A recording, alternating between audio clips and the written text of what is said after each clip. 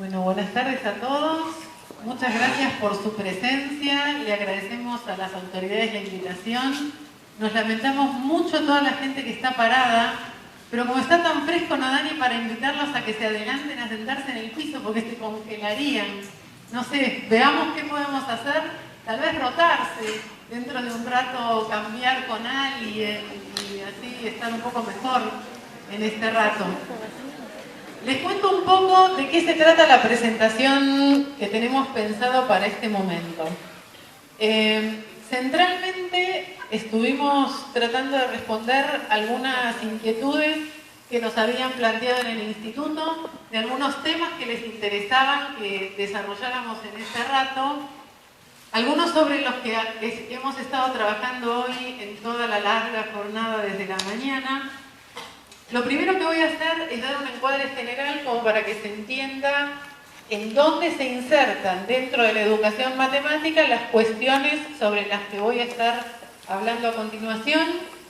Va a haber un momento en el que estemos hablando sobre modelización matemática, que entendemos que ese puede ser un contenido que le aporte a gente de distintas áreas que son cercanas a la matemática, como la biología y la física.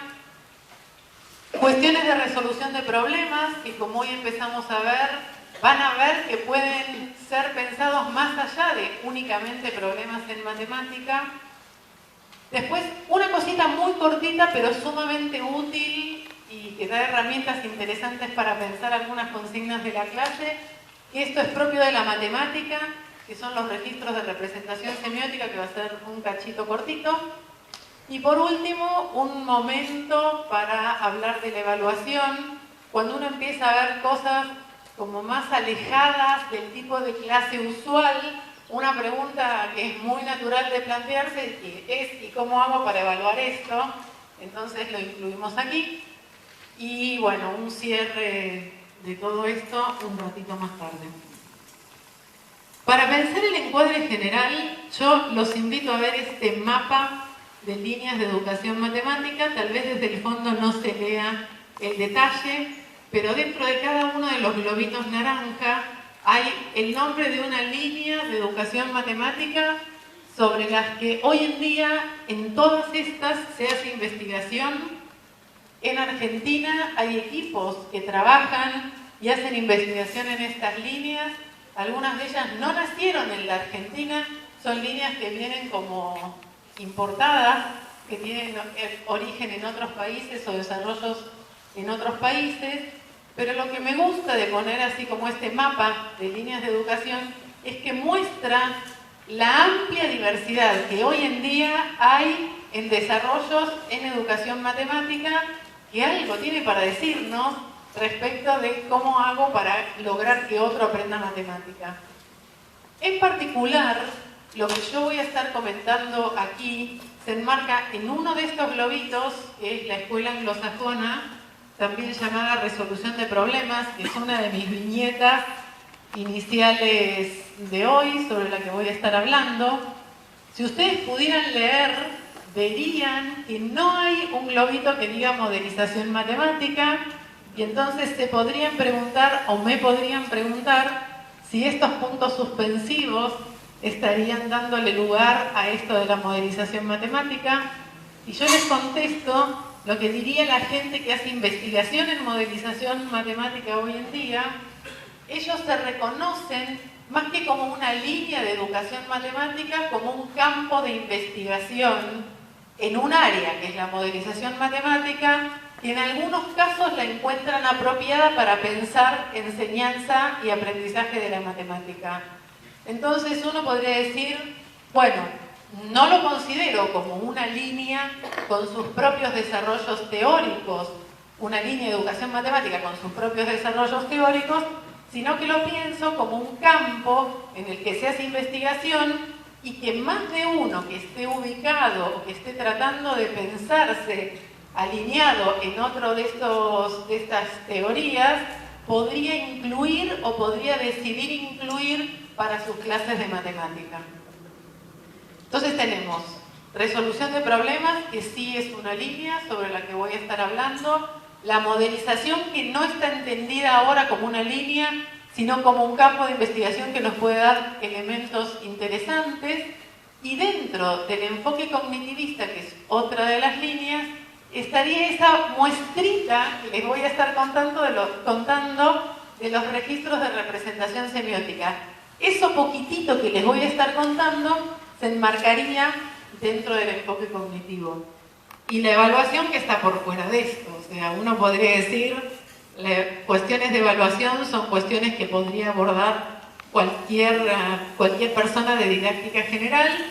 Como mi formación es en matemática, todos los ejemplos me nacen ahí y no me nacen en otra ciencia, pero que es más que pertinente incluir la temática de la evaluación, porque uno ante tanta diversidad de aportes teóricos, naturalmente se pregunta cómo hago para evaluar y qué cosas voy a evaluar de mis estudiantes.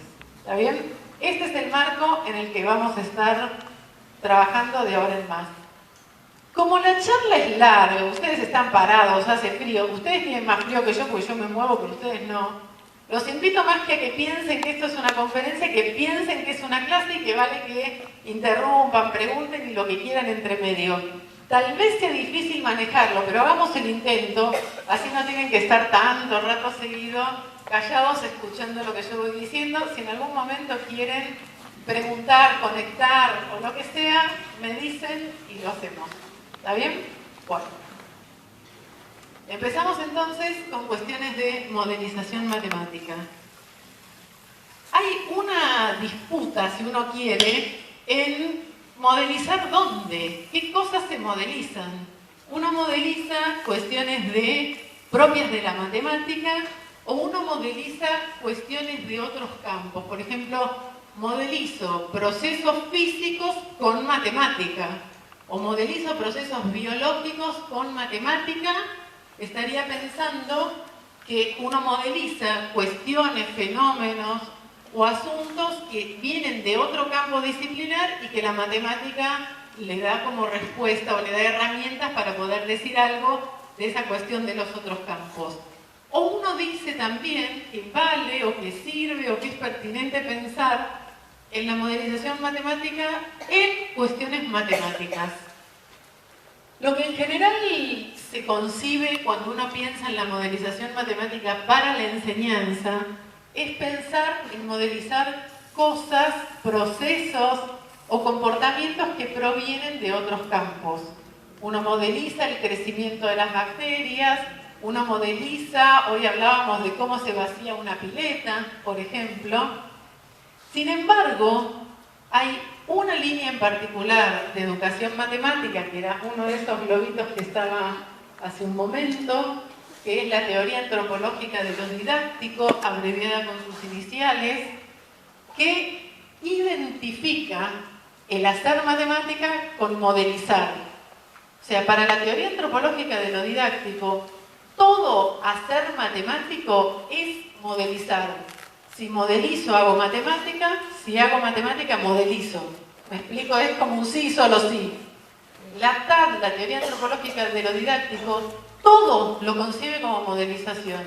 Esto está como en un extremo de la soga, o sea, sería como pensarse en el extremo total en donde todo hacer matemática es modelizar. Y hay gama de grises, o sea, no todo es ni blanco ni negro. Está quienes sostienen el valor de modelizar procesos provenientes de otros campos, está el extremo opuesto, en donde se piensa que todo el quehacer matemático es hacer modelización, y los grises que hay entre medio de esa soga, en donde uno tironea desde una punta hasta la otra. ¿Está bien? Bueno, nosotros centralmente nos vamos a estar dedicando en este rato a pensar cómo podría ser el proceso de modelización cuando uno tiene una situación de la vida real, si uno quiere, o enmarcada en algún otro campo disciplinar.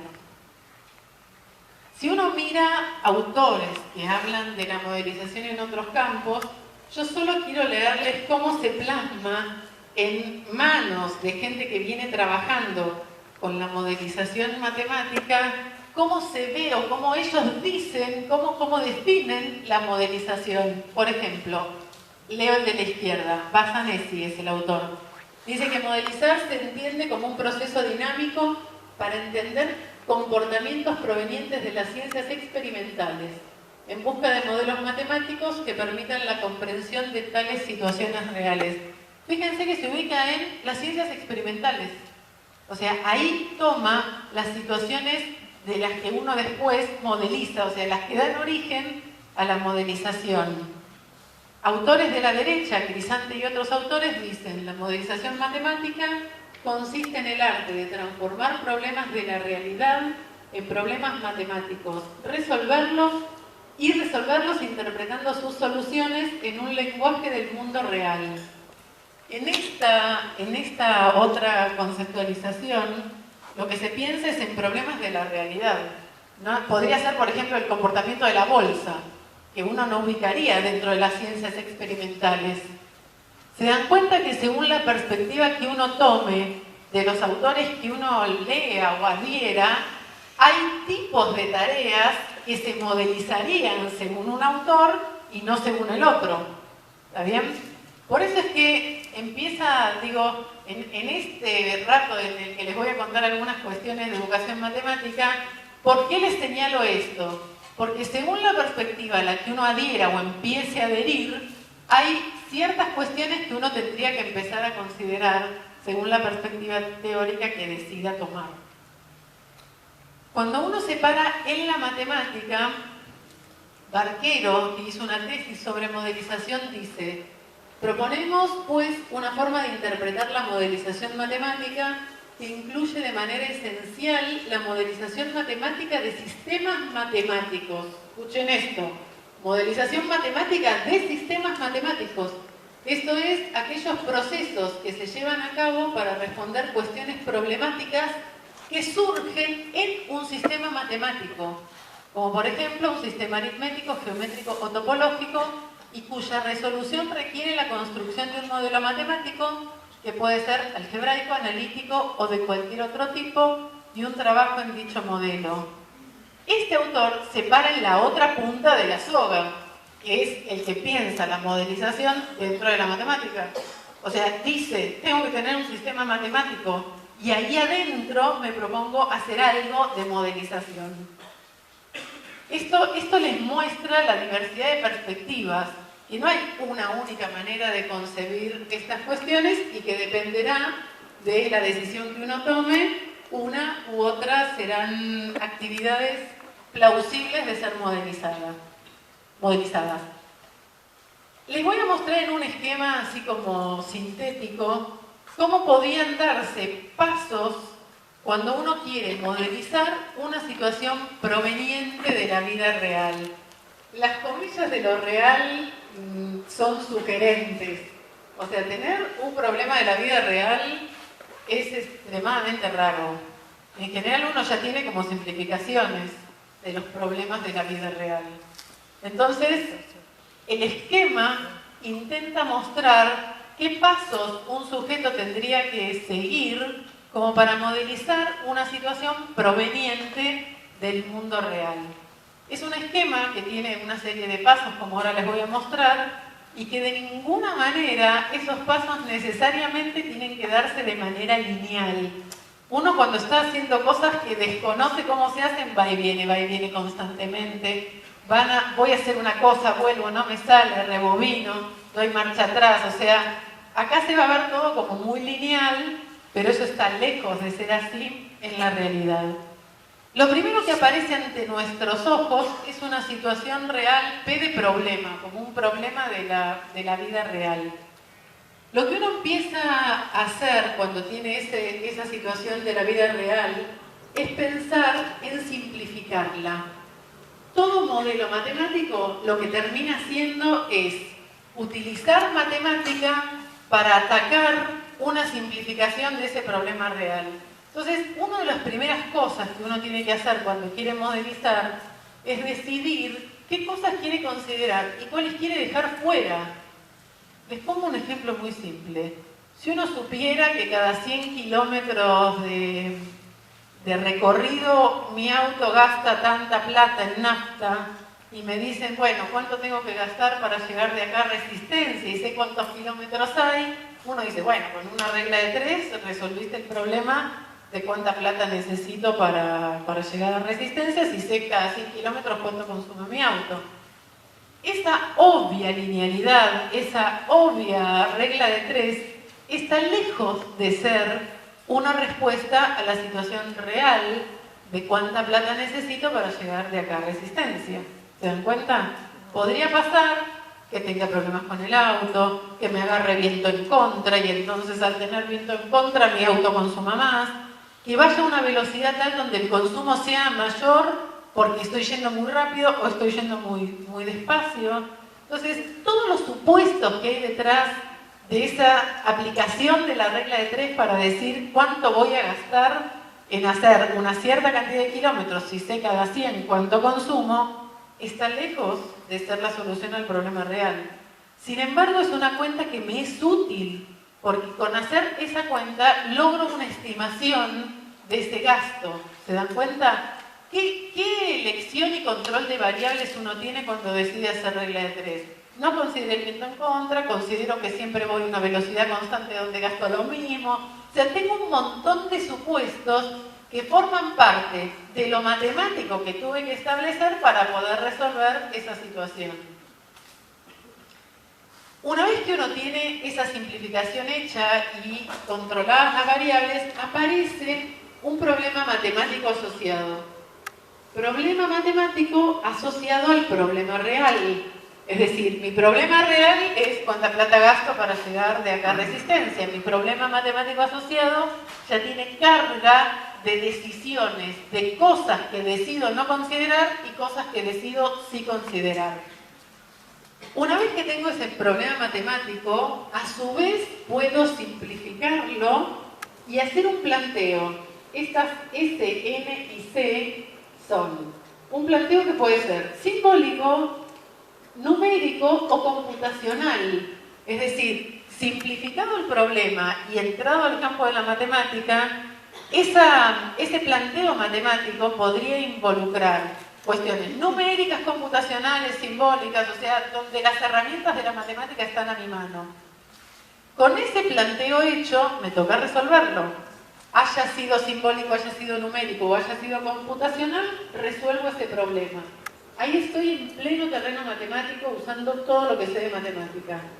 Una vez que resolví, me toca la parte más crítica de esta historia, que es tratar de entender si esa solución de ese problema matemático asociado podría ser factible como solución al problema real que dio inicio a este ciclo. Es decir, yo tenía un problema real que en algún momento se transformó en otra cosa, en un problema donde la matemática me permite meter mano. Lo que yo resolví es el problema matemático. Ahora, ¿qué pasa si ese problema matemático me da un absurdo como solución? Tendría que empezar de nuevo la historia y una vez que empiece de nuevo la historia, preguntarme o qué variable descarté que no tendría que haber descartado, o qué otra simplificación hice que en realidad hizo que el resultado se muestre un absurdo.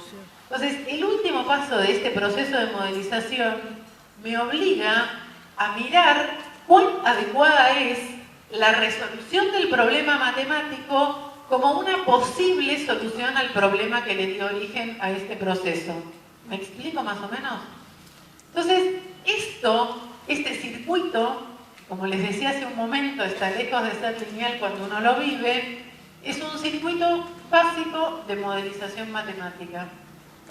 A veces lo que ocurre, y más en la enseñanza, es que a uno le interese hacer un estudio de los objetos matemáticos que aparecieron en escena. Un estudio independiente del problema que le dio origen. Ustedes piensen que este problema que le dio origen puede ser de cualquier asunto, cualquier temática. Este circuito en algún momento pone de manifiesto cuestiones matemáticas. En general, a quienes usamos la modelización para la enseñanza de la matemática, nos interesa en algún momento hacer un análisis o un estudio de esos objetos matemáticos independientemente del problema que le dio origen. Eso puede estar o no según lo que el profe decida. ¿Iba a decir algo más? en un momento y se me pasó. Por ahí después me acuerdo y doy marcha atrás. Si uno tuviera que pensar en esta historia, ya me acordé, en esta historia donde entra la matemática entra en esta parte sin duda.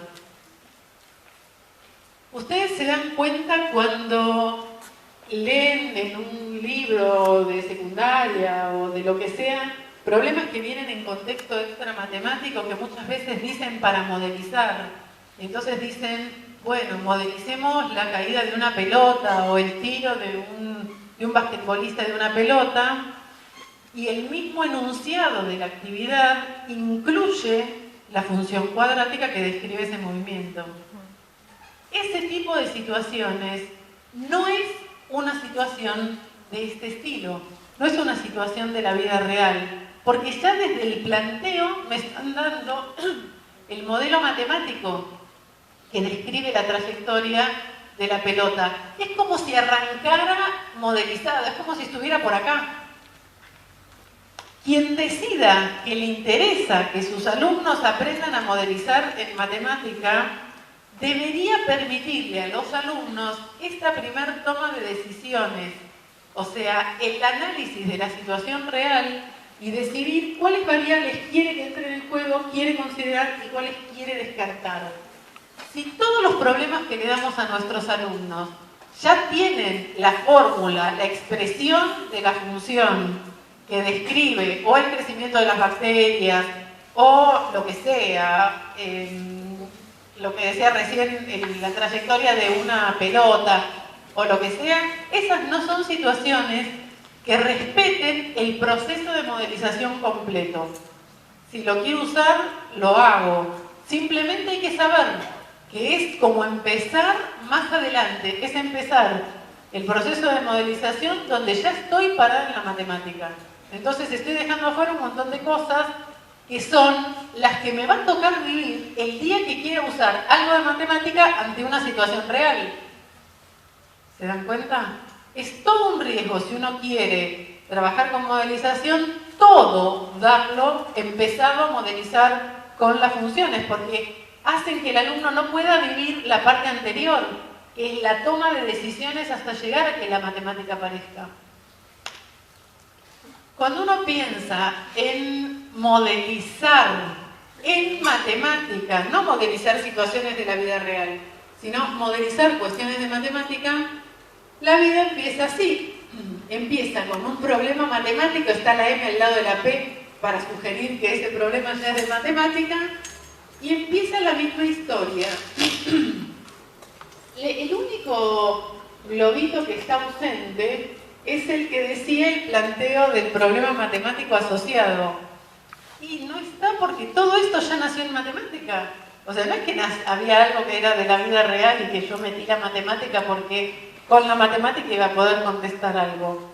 Ese es el único que no tengo, todo el resto sigue igual, y entonces el estudio independiente de las cuestiones matemáticas se da o no se da según lo que el profe quiera, y cuando uno piensa en qué lugar aparece la matemática acá, la tenemos en todos lados. Este es el extremo de la soga en donde la modelización matemática se entiende como el quehacer matemático. En el otro, que tenía parte celeste y parte verde, la matemática entraba en juego en una zona y estaba esta situación real en otra parte, previa a que aparezca la matemática en escena. Estamos más o menos hasta ahí con cómo sería este proceso de modelizar. Cuando uno piensa en modelizar en la enseñanza de la matemática, miren estas tres distinciones que aparecen aquí. Hay como tres maneras muy diferentes entre sí de pensar la modelización matemática para la enseñanza. La primera, que figura aquí, aplicar modelos ya establecidos. Es decir, yo, profe, le doy a mis alumnos un modelo que describe el crecimiento de las bacterias o el decrecimiento de no sé qué, la bolsa. O sea, yo le doy un modelo y le digo a mis alumnos que apliquen ese modelo para decir algo del proceso que el modelo describe. El segundo el profesor muestra y explica a sus alumnos cómo se construyen los modelos. Yo, profe, les digo a mis alumnos cómo construyo el modelo que describe la trayectoria de la parábola. Entonces me paro en el pizarrón y les explico esa construcción del modelo. Y el tercero, la tercera forma de concebir la modelización matemática en la clase es darle al alumno una situación de estos problemas P, de manera que el que sea el que modeliza sea mi alumno. O sea, yo le doy una situación, pero el que va a modelizar esa situación va a ser el alumno. ¿Se dan cuenta que son muy distintos entre sí? ¿Se dan cuenta que hay uno lejos, mucho más complejo que el otro para el alumno? O sea, el tercero de estos, asignarle al estudiante una situación para que él modelice, es mucho más complejo que darle un modelo hecho y pedirle que lo aplique. No desmerezco ninguno, simplemente quiero que uno tenga conciencia de cuál es la exigencia cognitiva. Hoy hablábamos de eso, es decir, cuánto quiero que mi alumno se esfuerce por poder contestar una situación u otra ante la consigna que yo le pongo delante. Una cosa es darle un modelo y decirle aplícalo, y otra es darle un problema y decirle modelizar. ¿Estamos de acuerdo?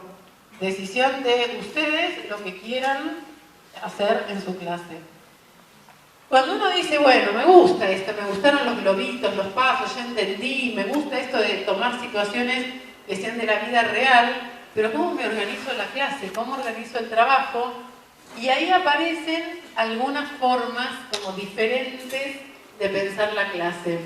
Uno podría pensar en el profesor que describe el problema, da la información necesaria para resolverlo y los alumnos participan en el proceso de resolución. Podría pensar este segundo bloque, el profesor describe el problema, los estudiantes son los que buscan datos y elaboran la información necesaria para resolver el problema, o bien, esto es muy, tal vez, alejado de nuestra imaginación, pero es en realidad donde se pone el foco, la gente que hace investigación en modelización, que es que los estudiantes eligen, formulan y resuelven el problema que modelizan. Lo eligen, lo formulan y lo resuelven.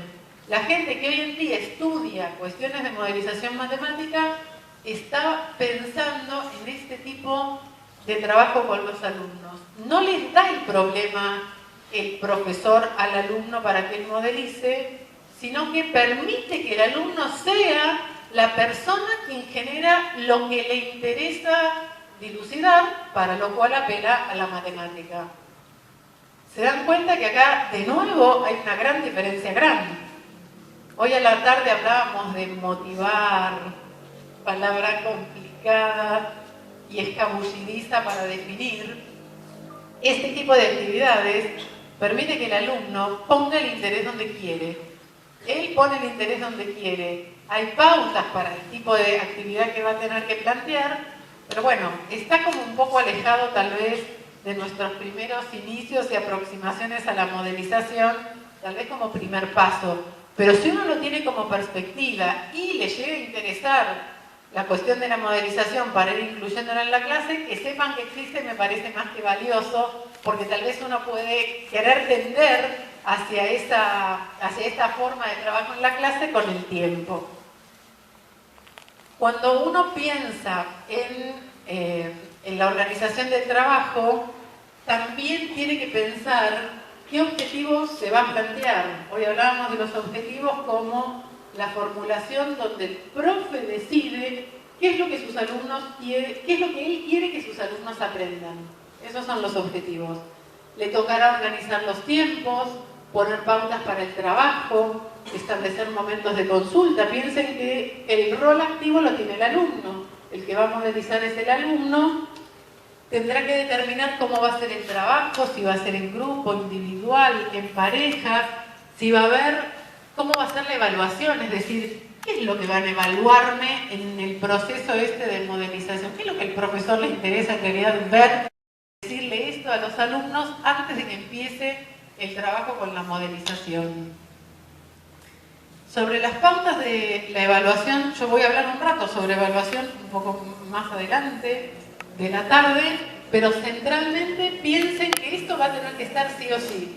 Al profe le va a tocar avisarle a sus alumnos con qué criterio lo va a evaluar.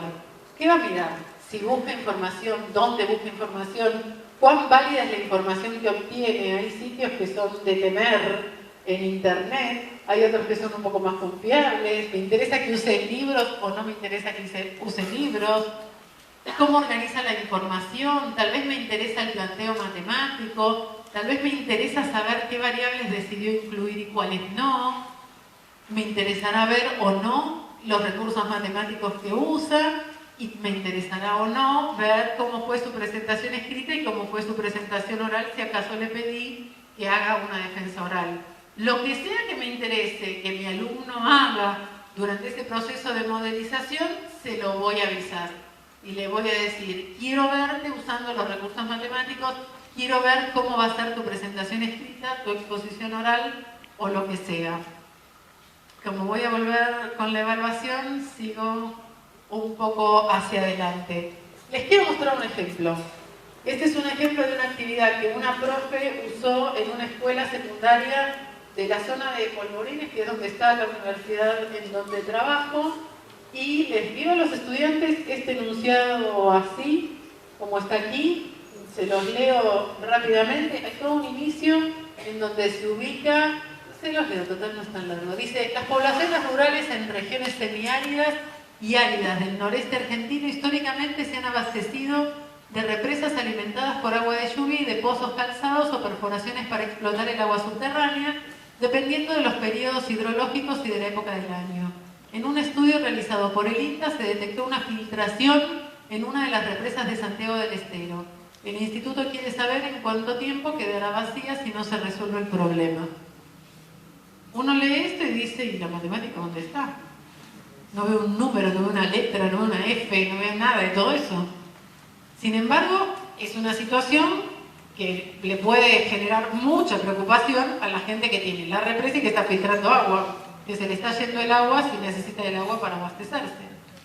Entonces, lo que voy a hacer es, les voy a mostrar ese circuito de los pasos de la modelización con esta actividad. O sea, voy a ir paso a paso mostrándoles cómo sería ir haciendo esos pasos ante este sería el P. Este sería el problema como de la realidad que da origen a este circuito de la modelización. Bueno, entonces voy a usar la misma disposición de los globitos para ayudarme a que me sigan. Entonces, uno empieza con este análisis de la situación y el alumno sale a buscar información variada. ¿Cómo es la presión del agua? ¿Qué pasa con la represa? ¿Qué pasa con la fisura? ¿La fisura se agranda, no se agranda? ¿Cómo aumenta el caudal si llueve? ¿Qué pasa si llueve y tengo una filtración y me agrega agua mientras que por el otro lado la fisura lo filtra?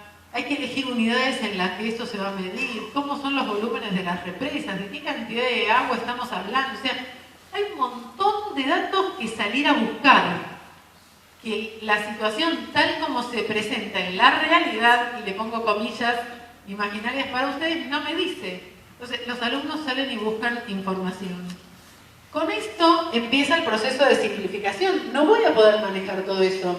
No voy a poder manejar que si llueve, que si no llueve, que si la fisura se agranda, si no se agranda. Entonces, en esta primera simplificación y control de la elección de variables, se deciden algunas cosas. Por ejemplo, se decide que sí se va a tomar en cuenta el tiempo, la cantidad de agua que queda en la represa y la cantidad de agua que sale de la represa, y no van a ser tomadas en cuenta que a mayor cantidad de agua, mayor presión, cosa que provocaría que el caudal de agua que sale no se mantenga constante, y esto matemáticamente nos generaría complicaciones en el modelo matemático. El lugar de la filtración, ¿dónde está en toda la represa la filtración? Tendría que saber, una cosa es que esté más arriba de la represa, otra que esté en un costado más abajo. El tamaño de la filtración que podría modificarse con el tiempo, si llueve o no en el periodo. Decido ciertas cosas y decido dejar afuera variables. No me va a importar por un rato el lugar en donde está la fisura. Se dan cuenta que estoy siguiendo el orden de los globitos, ¿no? Voy por acá. Enunciado del problema matemático asociado. Entonces ahí aparece cómo sería una formulación del mismo problema real, pero ya aparece matemática. Arranca igual, se cuenta igual. El instituto quiere saber en cuánto tiempo quedará vacía la represa si no se resuelve el problema, y aparecen los datos numéricos que el alumno elige para su problema. Entonces le puso una capacidad que sale de haber hecho una búsqueda de información sobre de qué hablamos de volúmenes de represa cuando me dicen represas. Entonces se fija la capacidad en 1.116 millones de litros y se vacía a razón de 18 millones de litros diarios. Fíjense que si uno no tuviera la más pálida idea de lo que pasa con las represas, es probable que uno no se hubiera jugado a que puedan irse 18 millones de litros por día. O sea, es como que no tengo idea. Si no tengo idea, no voy a poder usar la matemática para decir nada sobre esta situación. Esto solo lo puedo plantear después de haber hecho una búsqueda de datos y elección de lo que quiero considerar y de lo que no. Sigo con mi circuito. Me toca simplificar el problema y hacer algún planteo simbólico, numérico o computacional. La simplificación del problema pone en escena, lo único que está cambiado es lo que está subrayado, que dice que la represa esta se vacía de manera constante. Flor de simplificación, lo que me pone en un terreno en donde tengo herramientas matemáticas sencillas para abordar esta situación. ¿Se dan cuenta? Esa es otra simplificación que viene después de tener ya números en el enunciado, que es el primer problema matemático que nos aparece. Este es el que se puede resolver fácil y que yo acá ya dije, bueno, ya está. La resolución de esto no hace falta ponerla porque es muy simple. Si por día se van 18 millones y sé la capacidad, en un ratito te digo en cuántos días se me vació y punto. O sea, tengo un número que sería la resolución de este problema matemático asociado. Y con eso entro a mirar la adecuación de la solución, a que me suene razonable. La adecuación es difícil de analizarse. Lo que es más fácil de analizar es cuando la solución me da un disparate.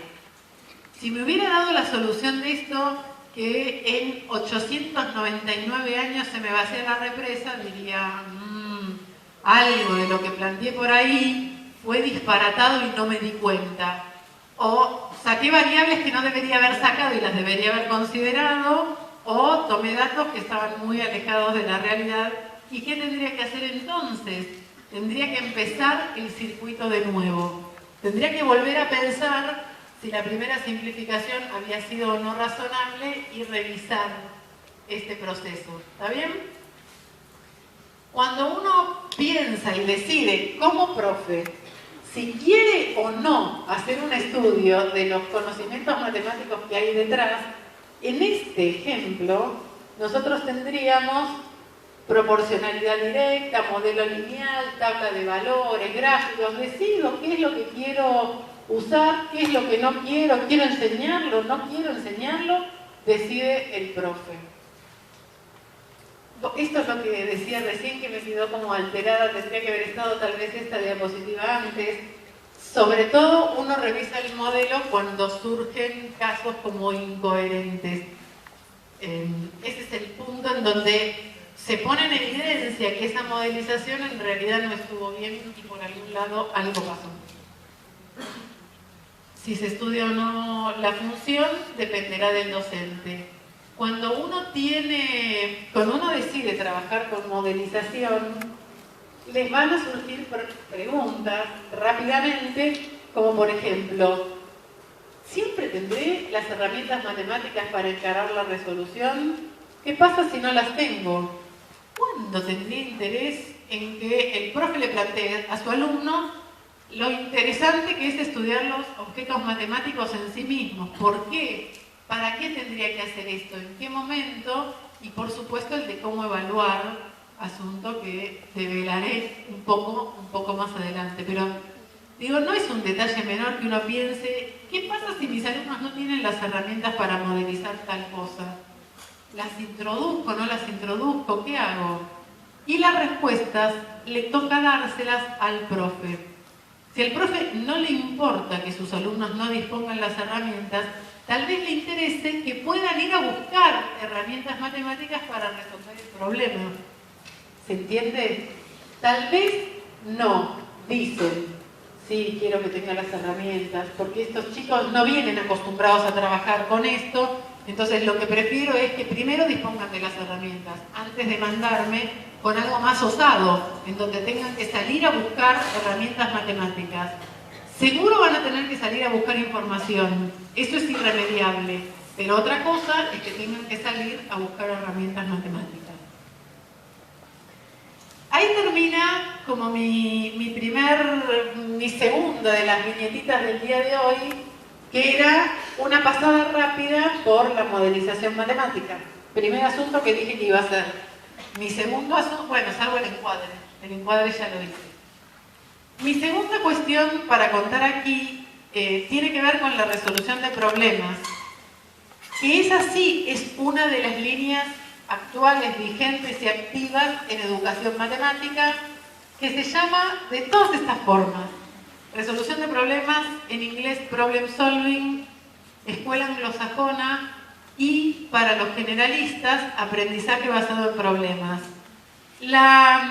Lo que tiene como de potente este enfoque, visto desde el punto de vista de los generalistas, es que no necesariamente solo se aplica a matemática.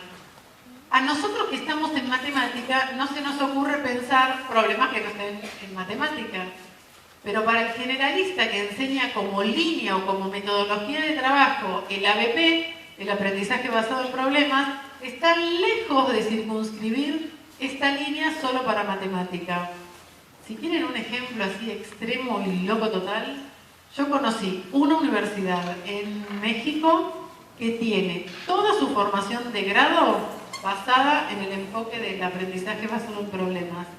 Todas las materias de la formación de una universidad se encaran con esto que voy a estar contando ahora. En mi presentación modesta solo puedo mirar matemática, pero bueno, con esto que les digo de antesala, pongo atentos a los que sean de otras áreas, porque con esto que les digo, otras áreas podrían pensar su formación con este modelo del aprendizaje basado en problemas. Esta primera que viene tiene 3 viñetas. En esas 3 viñetas se intenta describir el espíritu de este enfoque del aprendizaje basado en problemas o de la resolución de problemas. El foco para quien elige esto como modelo de enseñanza está puesto en lograr que sea el alumno el que se convierta en un resolutor de problemas. Un profe que elija la resolución de problemas como línea, lo que le interesa y donde pone todas sus fichas y energía es en lograr en que sus alumnos se transformen en buenos resolutores de problemas. De matemáticas si soy de matemática, del área que sea si soy de otra área. Esto hace, y acá viene una de las cuestiones que hay que entender finamente para poder entender esta línea, que en realidad la línea esta no se piensa primero por contenido matemático o por contenido disciplinar. ¿Qué quiere decir eso? Todos los problemas siempre van a ser de algún área, siempre van a tener un contenido. A mí me salen los ejemplos en matemática, entonces digo, bueno, todo problema va a tener matemática. Esta segunda viñeta lo que nos dice es que cuando uno piensa en enseñar por resolución de problemas, no piensa primero en cuál es el contenido matemático que quiere que el problema tenga, sino que piensa en cuáles son las estrategias que quiero que mis alumnos desarrollen para convertirse en buenos resolutores de problemas. Y para eso, para lograr que mis alumnos se conviertan en buenos resolutores de problemas, yo le elijo problemas con algún contenido matemático. El contenido está, pero no pienso primero ese contenido para después pensar el problema, sino pienso qué propuesta le voy a hacer a mis alumnos para que mis alumnos resuelvan estas actividades que son llamadas problemas. ¿Se entiende ese matiz de diferente? Si yo me veo en mi casa armando problemas, no me veo pensando contenidos. No voy a decir, mañana tengo que enseñar función lineal, entonces voy a buscar un problema. No hago eso. Digo, bueno, quiero que mis alumnos se transformen en buenos resolutores de problemas. ¿Qué actividad le doy para que mi alumno desarrolle estrategias para resolver problemas? Eso es lo que pienso y salgo a ver qué hago. Si busco, si diseño o lo que sea. Y entonces esa actividad que le pongo lo que le tiene que permitir es desarrollar estrategias para convertirse en buenos resolutores de problemas. Hay una cuestión que es característica de esta línea y que desde mi perspectiva trasciende la línea y cualquier línea constructivista de educación matemática o de educación en cualquier ciencia, desde mi perspectiva debería tener, que es este interés en que el alumno reconozca su accionar cognitivo. Es decir, que nuestro alumno reconozca qué fue lo que hizo en esa resolución, qué le funcionó, qué no le funcionó, dónde se trabó, qué estrategias le sirven más allá de la resolución que hizo y la podrá usar en otro momento, ante otro problema. Es decir, algo que trascienda la resolución misma de esa actividad propuesta.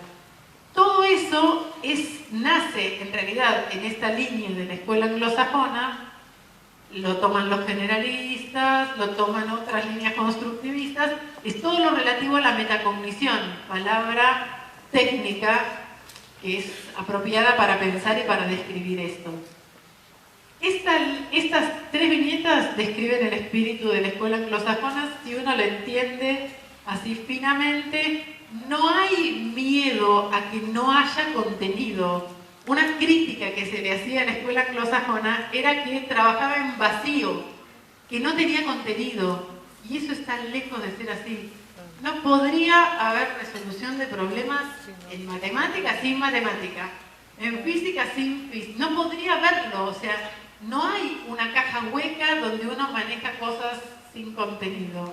Solo que no está puesto primero, no se piensa a partir del contenido. Esa es la gran diferencia entre una cosa y otra. Si uno tuviera que decir en esta línea cuáles son los elementos teóricos característicos, en el medio de la historia está la noción de problema. Es decir, en esta línea es clave tener en claro qué cosas son problema y qué no. O sea, qué actividad va a ser problema para mis alumnos y cuáles no. Si eso no lo tengo claro, estoy en problemas, valga la redundancia, porque no sabría qué darle a hacer a mis alumnos. ¿Qué cosas me permitirían que mi alumno desarrolle estrategias para convertirse en un buen resolutor? ¿Resolutor de qué? Si acaso no tengo esto pensado.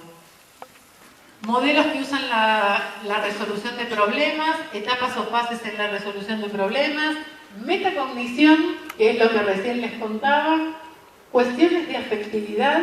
Hay gente que estudia cómo las cuestiones afectivas inciden en las personas cuando están resolviendo problemas, y eso es en extremo delicado, porque hay gente que se inhibe ante una situación que la advierte como un problema, y hay gente que siente el desafío ante los problemas. Entonces, las cuestiones emocionales y afectividad atraviesan a la resolución de problemas. Y el último concepto, el concepto de heurísticas o estrategias heurísticas. Acá les pongo una definición de problema que no interesa demasiado ni tener, debe haber tantas definiciones como autores en danza que trabajan con la resolución de problemas. Cada uno establece qué es lo que para sí va a ser un problema, se define.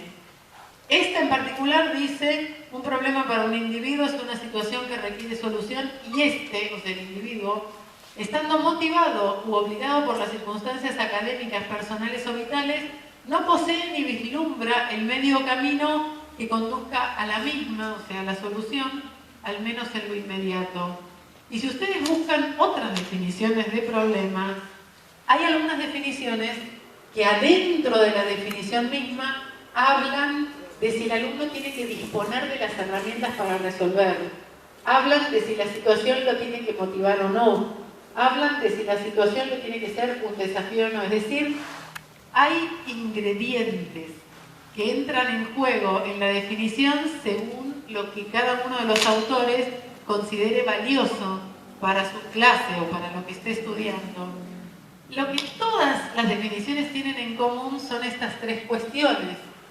Una meta por alcanzar o lograr, un bloqueo o resistencia inicial, es decir, no sé qué hacer cuando leo el problema. Si leo el problema y automáticamente sé qué hacer, ya sé que no fue problema.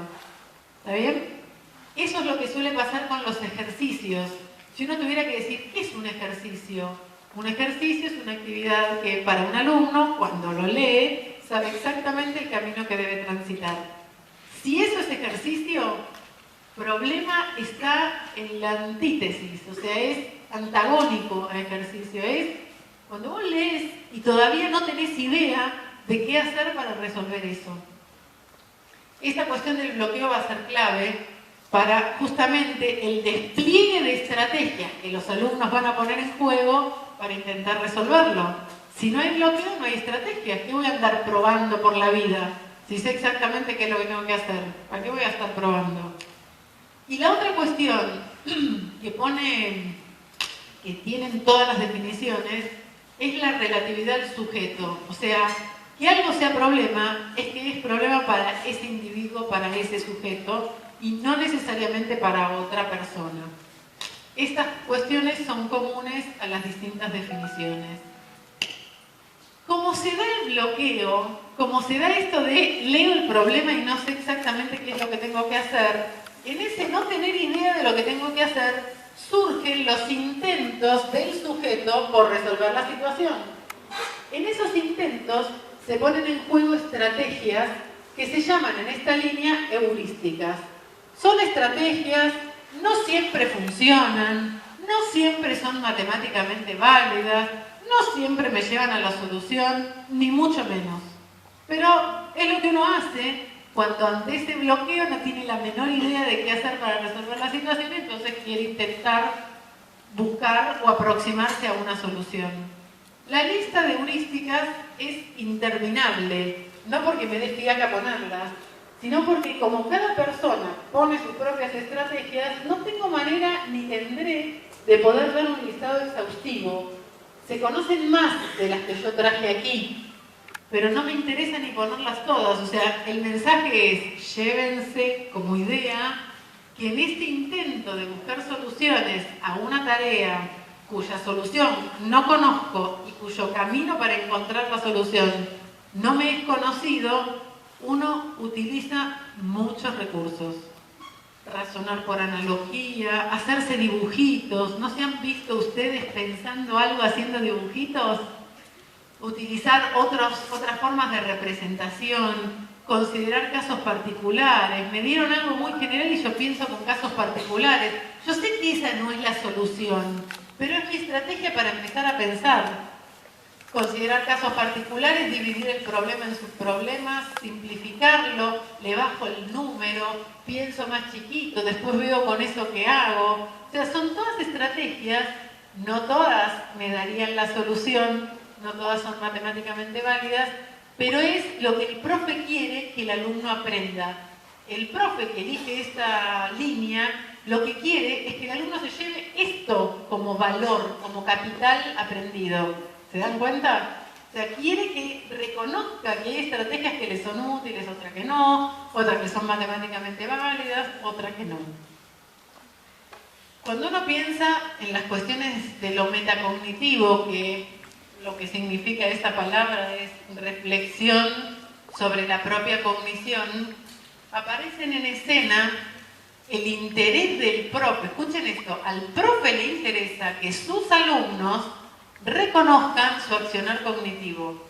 Al profe le interesa que sus alumnos conozcan cómo es que ellos resuelven las actividades, que controlen y regulen su propia actividad cognitiva.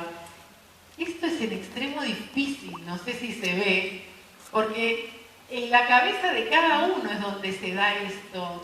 No hay manera que el profe dando una clase expositiva logre nada con la metacognición, más que con suerte, con sus intervenciones en la clase, lograr que sus alumnos hagan esa reflexión metacognitiva sobre lo que pasó por su cabeza cuando estuvieron resolviendo los problemas. Ojalá pasara eso. Ojalá el profe con sus intervenciones pueda lograr que el sujeto piense sobre lo que estuvo haciendo para ver qué me llevo, además de esta resolución del problema.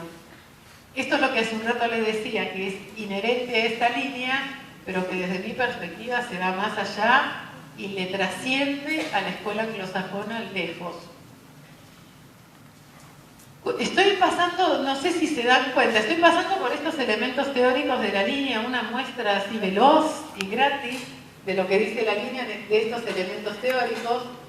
En los pasos para la resolución de problemas, en realidad no hay pasos que uno pueda decir, a ver, primera etapa, hace esto, segundo paso, hace esto. Si tuviéramos eso resuelto, no tendríamos problemas de nada. Ni nosotros para resolver problemas, ni nosotros para enseñarle a otro a que resuelva un problema. Estaríamos felices en la vida, ¿no? Entonces, lo que hizo Polia y lo que han hecho otros autores que yo no traje acá, es modelizar cómo es esa resolución, ¿no? Modelizar cómo son los pasos. Miren el término que uso. Es una modelización en educación matemática, no es una modelización matemática. Lo que Polia dice es que centralmente hay 4 pasos en la resolución de un problema. Un momento para comprender el problema, comprender lo que tengo que hacer, a dónde tengo que ir, los datos que tengo. Un momento para trazar un plan, para pensar qué voy a hacer yo para resolver esto, ejecutar el plan y verificar la solución.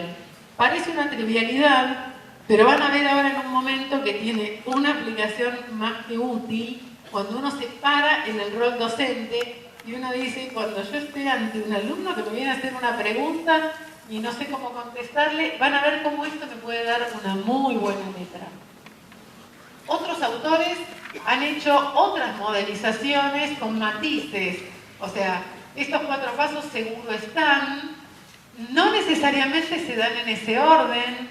A ver si compartimos esto, de Pinedo a Buenos Aires. ¿No les pasó alguna vez que les dan a sus alumnos una actividad y el alumno casi que ni la leyó y se puso a hacer algo?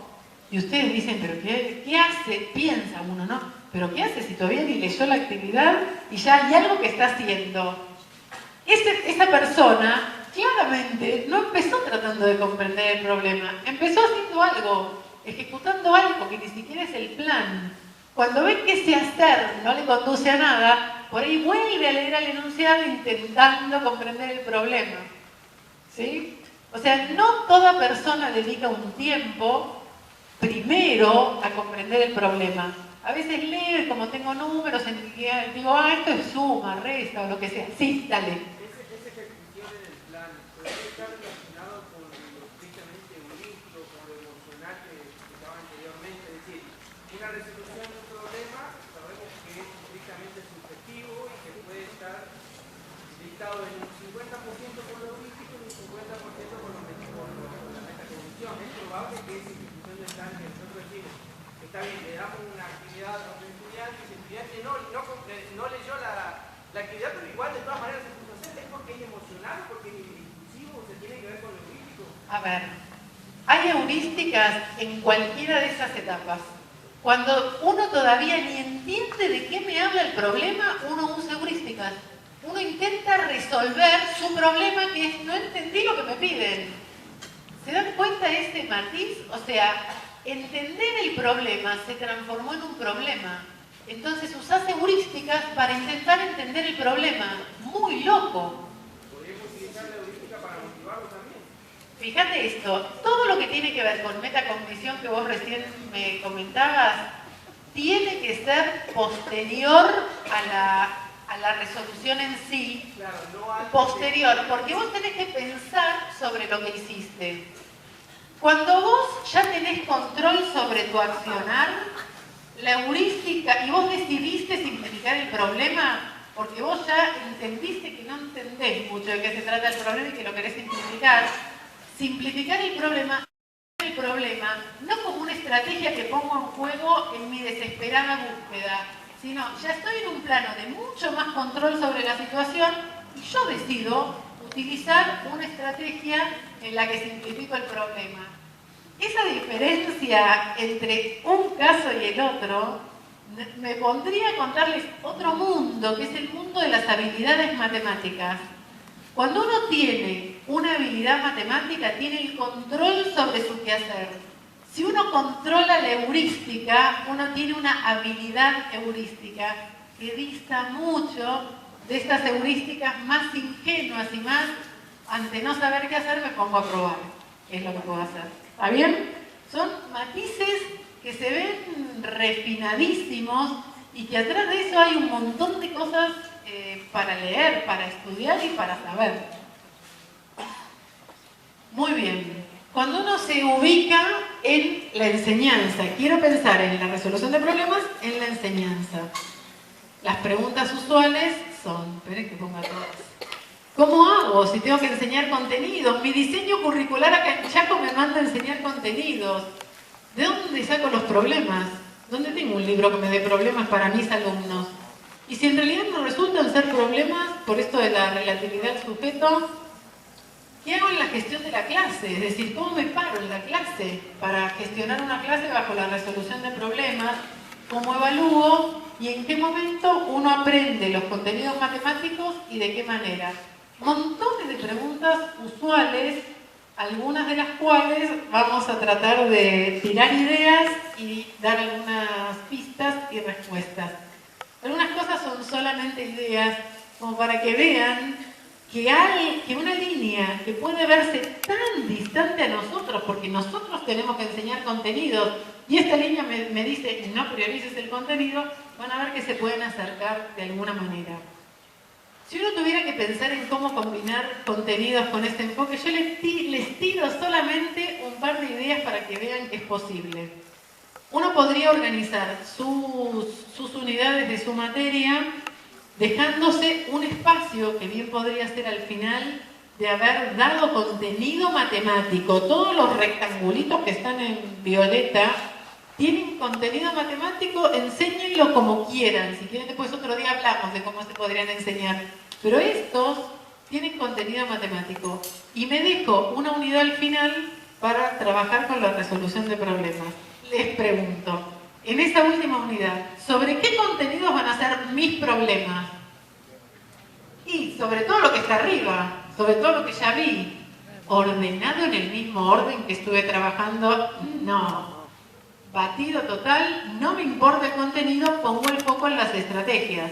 Pero que aparezca de cualquier contenido de los anteriores vistos. Acá tengo una forma, si me interesa, de combinar la resolución de problemas con la enseñanza de contenidos. Miren otra forma, y hay más, y ustedes van a ser libres de decidir lo que quieran. En cada una de las unidades, nosotros podríamos tener un espacio para trabajar la resolución de problemas. ¿Se dan cuenta la gran diferencia entre este y el anterior? En esta tengo a lo largo de todo el año un trabajo con resolución de problemas, y en la otra, en el modelo de la diapositiva anterior, tenía vida normal y al final del año aparecían los problemas. En esta, yo puse acá lunes, miércoles y viernes por dar un ejemplo, es como si 2 días de la semana trabajara clases y el tercero trabajara sobre la resolución de problemas. Si decidiera hacer eso, tienen que tener un cuidado, que es estos problemas que pongo el tercer día que me encuentro con mis alumnos. ¿De qué contenido lo pongo? ¿O de cuál no necesariamente? Tengo que cuidarme de no poner los contenidos matemáticos que trabajé acá siempre en este momento. Porque si yo tengo lunes y miércoles trabajando con función lineal y viernes pongo problemas para resolver con función lineal, no estoy poniéndole el foco a las estrategias, sino al contenido. Entonces tendría que hacer un batido loco de todos los temas de matemática que mis alumnos ya saben, y ese tercer día meter problemas con cualquier contenido de matemática. ¿Se dan cuenta? Entonces esto muestra en realidad que no es tan disparatado pensar, si a uno le interesa y considera valioso, hacer un esfuerzo por formar a sus alumnos en la resolución de problemas se podría combinar, y ustedes tendrán más imaginación todavía para combinar de otras maneras la enseñanza de contenidos con la resolución de problemas. Si tuvieran que poner objetivos de aprendizaje, tendrían que poner objetivos que se refieran al alumno aprendiendo a resolver problemas y no objetivos referidos a contenidos matemáticos. O si los ponen porque están combinando y haciendo estos híbridos de contenido y resolución de problemas, bueno, ahí aparecerán con objetivos que tienen que ver con contenidos matemáticos y objetivos que tienen que ver con la resolución de problemas. Es todo un asunto delicado cómo diseñar actividades que sean problema para nuestros alumnos. Yo les quiero contar unos tips, así, algunas cositas que por ahí los ayudan a imaginarse cómo podrían hacer para diseñar algo que pueda llegar a ser problema para sus alumnos. Centralmente tienen que lograr dos cosas. Por un lado, conocer algo de los alumnos a los que van dirigidas estas actividades. Y por otro lado, hay que tener un cierto cuidado en el enunciado de las consignas. Las consignas que van a ser los problemas. ¿Qué es lo que necesito conocer de mis alumnos? Centralmente necesito saber qué cosas saben hacer. No cómo andan en resolución de problemas. ¿Qué saben hacer? ¿Saben aplicar la regla de 3, sí o no?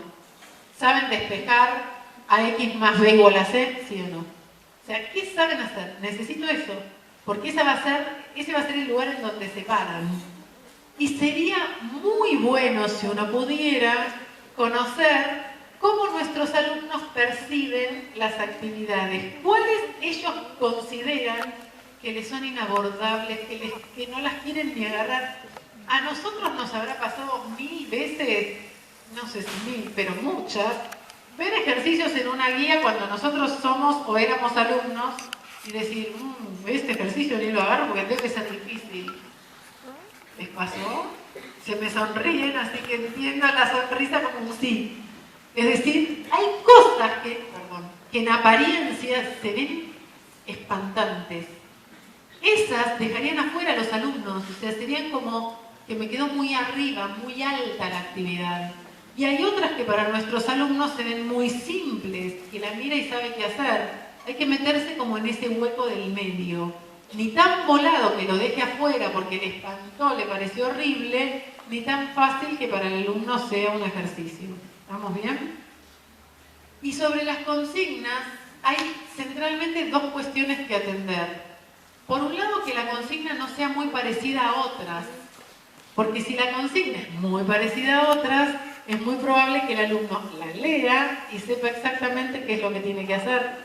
Y sonamos, porque le quitamos el bloqueo. ¿Se dan cuenta?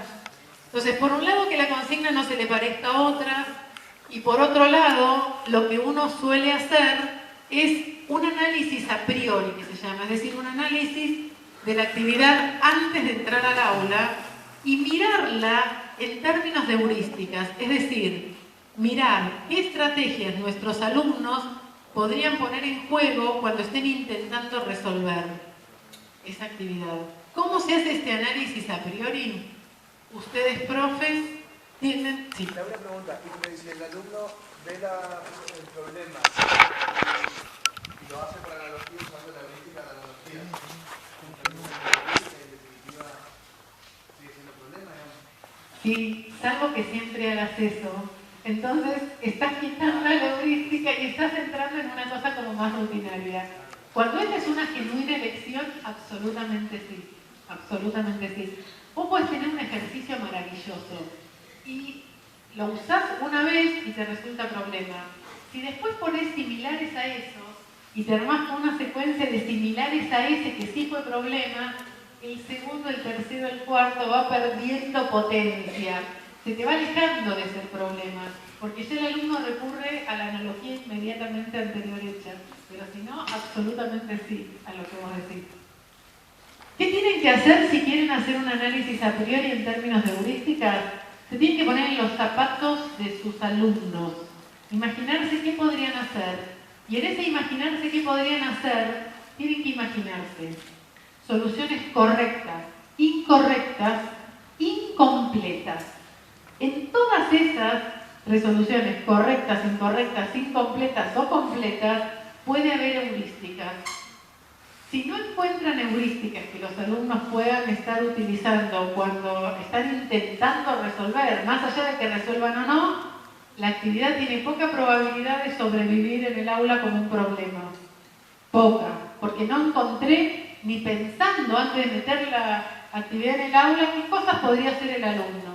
Entonces debería ser rica en heurísticas, en esa anticipación. Si no, más vale cambiémosla. Cuando uno piensa, yo en un momento les voy a contar algo para manejarse con esto de la diversidad de la gente en la clase, que es una deuda que tengo, pero antes les cuento esto. Sobre la gestión de la clase, hay algunas cuestiones que inquietan al docente, que tienen que ver con cómo se mueve el docente cuando le dio una actividad que es un problema.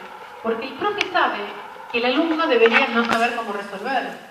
Entonces, el profe sabe que el alumno no sabe cómo resolver, el alumno no sabe que no sabe cómo resolver, pero sabe que rápidamente se va a dar cuenta que no sabe cómo resolver. ¿Y a quién le va a hinchar para pedirle pistas al profe? Entonces, yo le estoy dando una actividad que sé que mi alumno rápido se va a dar cuenta que no sabe qué hacer y me va a venir a mí a pedir ayuda. Entonces, la gestión de la clase se torna en algún momento escabrosa para el docente. Entonces está bueno tener algunas ideas en la cabeza, uno tal vez no lo es para el otro. Entonces ahí el plan es entrar en el aula no con un problema, sino con una gama de problemas, con una familia de problemas. Familia de problemas que tendría que tener una cierta característica para poder serlo, y ahora les quiero mostrar un ejemplo y hablar un poco de las características. ¿Querés hacer como... Bueno, entonces, el as en la manga sería... Sabemos que el hecho de que una actividad sea problema o no es relativo al sujeto. Entonces, para proteger al profe y que no le pase que entre a una clase, pone un problema que estuvo pensando a rato largo y resultó un ejercicio para todos y el profe se quiere matar, o le quedó tan alto que los tiene a todos protestando porque no saben ni cómo empezar, entra al aula con una gama, con una familia de problemas y no solo con uno. En un momento les voy a mostrar mi ejemplo. En lugar de ser un problema en esta charla, es de una gama de problemas. Así se llevan no solo uno, sino cómo es esto de la familia de problemas. Antes hago unos pequeños comentarios sobre la parte del rol del docente al momento de intervenir, durante el momento en el que los alumnos están ante la resolución de la actividad. Polia, en su desarrollo teórico en esto, no está para que lo lean esto, solamente que sepan qué es lo que hay. Los pasos de Polia están en esta columna: comprender el problema, concebir un plan, ejecutarlo y examinar la solución. Él se hacía preguntas, en cada una de esas etapas, él se hacía preguntas, cuando él estaba tratando de entender el problema, cuando estaba tratando de concebir un plan. Y estas preguntas son buena letra para que el profesor las haga cuando está en la clase. ¿En qué sentido? Supónganse que entré y repartí los problemas a mis alumnos, yo jugándome que son problemas, o que lo van a hacer. Y tengo a la gente pensativa sin mover el lápiz, sin nada, mirando la hoja.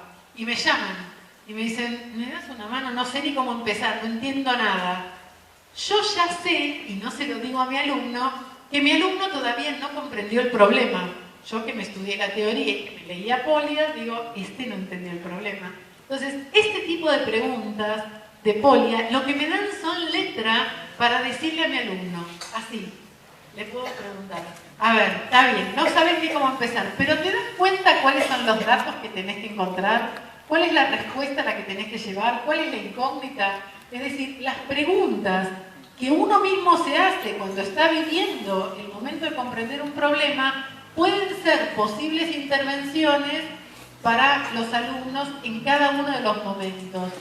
Si ya tengo claro que mi alumno entendió el problema y está sin tener idea de qué hacer, me agarro las preguntas respecto de concebir un plan y trato de intervenir por ese lado. ¿Se dan cuenta? ¿Qué es lo peor que podríamos hacer con nuestras intervenciones? Hacer una intervención en la que le señalemos el camino a seguir. Ahí maté el problema literalmente. lo que era inherente al problema, que era lo del bloqueo, que el alumno no supiera el camino que tenía que seguir, si con mi intervención en ese momento le digo, mirá, hace esto, esto y esto, y le marco el camino, en ese punto transformé la actividad en un ejercicio, tal vez sin darme cuenta. Y eso es, o sea, si lo hice sin darme cuenta y me cae la ficha en ese momento, me voy a querer matar y diré, la próxima me saldrá mejor y vamos por la segunda. El tema es si uno no se da cuenta, interviene así y anda diciendo por la vida que trabaja con la resolución de problemas. Ese está como peor todavía, ¿se dan cuenta? Porque le estoy transformando los problemas en ejercicio y ni me doy cuenta. Cuando uno piensa en querer activarle la reflexión metacognitiva a los alumnos, hay tipos de preguntas que uno puede hacer para invitarlos a pensar. Por ejemplo, estos son solo ejemplos. Cuando estabas trabado sin saber cómo empezar, ¿te acordás lo que yo te pregunté? O sea, te invito a que pienses sobre lo que nos pasó cuando vos me llamaste, no sabías ni cómo empezar y yo hice algo que te destrabó. O sea, es pensar sobre el proceso que uno vivió.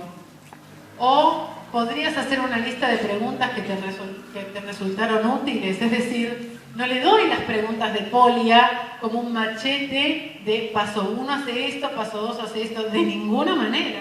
Pero tal vez lo invito a que él se construya una lista que le ayude a ver, cuando le toque enfrentarse a otra situación de estas de ser problema, qué es lo que él podría preguntarse como para poder avanzar. Ejemplo de gama o familia de problemas. Lo que una gama o familia de problemas contiene son 3 problemas enganchados entre sí.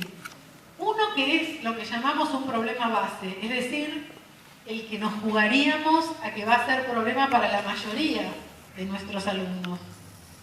Y uno que va a tener complejidad menor, por las dudas, ese problema base le haya quedado alto a mi alumno. Si yo veo que le quedó alto y que no supo ni cómo empezar, le bajo la complejidad y le doy un problema de complejidad menor y otro de complejidad mayor, por si acaso el problema base resultó un ejercicio que mi alumno lo miró y lo pudo resolver inmediatamente. ¿Se dan cuenta? Estas 3 actividades tienen que tener 2 características, que es que sigan siendo problema, si no me engaño sola. O sea, esas actividades tienen que seguir siendo problema y tienen que mantener un hilo. ¿Un hilo en qué sentido? Si estábamos hablando de problemas de alguna situación extramatemática, que el contexto sea el mismo.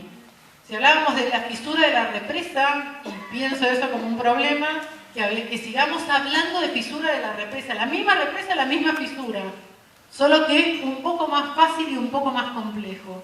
Si el problema era matemático, que siga siendo el mismo asunto. O sea, que no se vea como que uno le cambió el ejercicio. ¿Por qué razón? ¿Por qué razón tiene que mantener el hilo? Si yo veo que a mi alumno le quedó alto el ejercicio, el problema, me toca a mí tratar de que no se sienta mal por eso y hacer como quien no quiere la cosa, que le agrego algo o le sumo un plus para ver si con esta nueva actividad sí lo puedo resolver. Entonces, si yo le digo, no, espera, deja esta actividad, toma, resolvé esta, saqué mi as en la manga y le metí otra cosa de otro tema, por ahí el alumno se siente mal, porque dice, uy, me tuvo que cambiar la actividad porque yo, que soy medio pavo, no me di cuenta que se hace esto. Y no es nuestra idea de darle ese mensaje, es solamente que como profes entendimos que le quedó alto y sé qué hacer. O sea, sé cómo salir de esa situación. Si quieren detalles de esto, es altamente difícil saber en qué momento sacar el as de la manga. ¿Por qué razón? A veces tenés al alumno pensativo y no sabés si le quedó alto y entonces está inactivo porque la actividad le quedó alta o está pensando y dentro de un rato arranca. Entonces es muy difícil saber en qué momento usar los problemas de la gama. Hay ahí, para el que le interesa, después me pasa un mail y les puedo dar algunas pautas y algunos criterios para pensar en qué momento le cambio las actividades a los alumnos. Un ejemplo de gama de problemas. Esto nace de un trabajo que estábamos haciendo en la universidad, en donde nos habíamos interesado por enseñar un tipo de heurísticas de las que tienen que ver con modificar el problema, y entonces había un tipo de heurísticas que tenían que estar presentes en los 3 problemas de la gama, porque si no, no apuntaban a lo que nosotros queríamos, que era enseñar eso. El problema base dice así: si A, B y C son 3 números enteros consecutivos, ¿qué se puede decir de la expresión B cuadrado menos 4AC? Me salió el discriminante que tengo impregnado en mi ser. El 4 no va. Es B cuadrado menos AC. Si uno le hace a esto un análisis en términos de heurísticas, solamente a modo de punteo cortito para ustedes, vale probar con diferentes valores, o sea, ponerle valores consecutivos a, B, C. Lo que va a aparecer es que esa cuenta da siempre 1. O sea, el B cuadrado menos AC, cuando A, B y C son consecutivos, da siempre 1. Entonces aparecería una regularidad. Recurrirían al álgebra si quieren poner A más 1, A más 2 y hacer la cuenta y ver que da 1. Recurrirían a un registro algebraico. Podrían reducir el problema a subproblemas viendo qué pasa con B al cuadrado por un lado, qué pasa con A por C por el otro, y después analizar el todo, y habría más heurísticas. Cuando nosotros pensamos en cómo hacemos para bajarle la complejidad a esta actividad sin que se nos desvirtúe el hecho de ser problema y sin que nos desaparezcan las heurísticas que estábamos tratando de enseñar, encontramos propusimos un enunciado como este estilo: existirán A, B y C 3 números enteros consecutivos para los cuales la expresión B cuadrado menos AC tome el valor 2. Explicar en caso de existir, decidir si son o no únicos. ¿Por qué esto le baja la complejidad? Porque pone a los alumnos en un contexto de resolución de ecuaciones. O sea, cambia la pregunta. Se dan cuenta que sigue el hilo.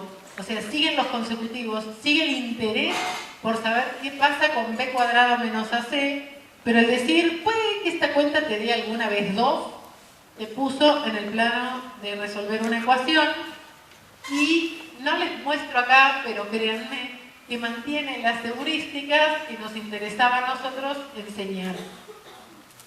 Cuando pensamos en el problema de complejidad mayor, pensamos ABC, 3 enteros consecutivos. Ahí ustedes están viendo el hilo al que me refería hace un momento. ¿Qué podrías decir de las raíces de la ecuación cuadrática 4ax cuadrado más 4bx más c igual a 0? Se imaginarán que en el discriminante de esa cuadrática aparece el b cuadrado menos ac, que es el que nosotros queremos que se den cuenta que es 1, que siempre es 1. Esto suma complejidad, porque lo que es 1 es lo que está en el discriminante, pero acá me preguntan las raíces.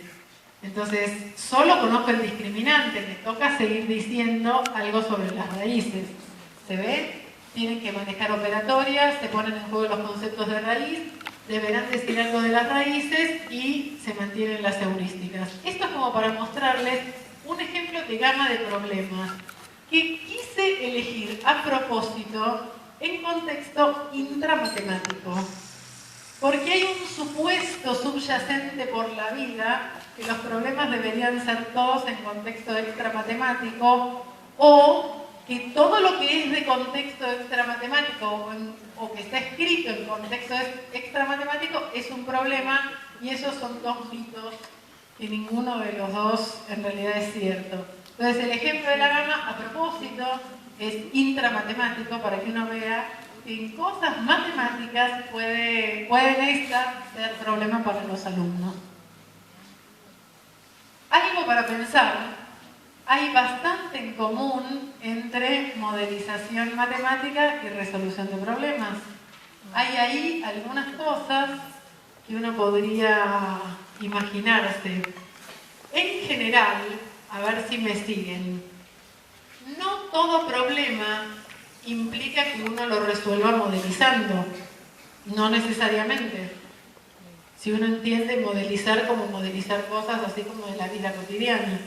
Ahora, si uno piensa la modelización matemática como ese proceso completo de todas las etapas que yo les mostraba en los globitos verdes, sin empezar lo avanzado, sin empezar tirándole a mi alumno la fórmula que modeliza, toda situación de modelización va a generar un problema para los alumnos. No se va a saber inmediatamente cómo hacer para modelizar algo. No lo voy a saber. Me dan lo de la represa, me dan la actividad que sea, que requiere todo ese análisis completo, y esos van a ser problemas para los alumnos. ¿Se entiende hasta ahí? Bueno, cosas ahí para pensar.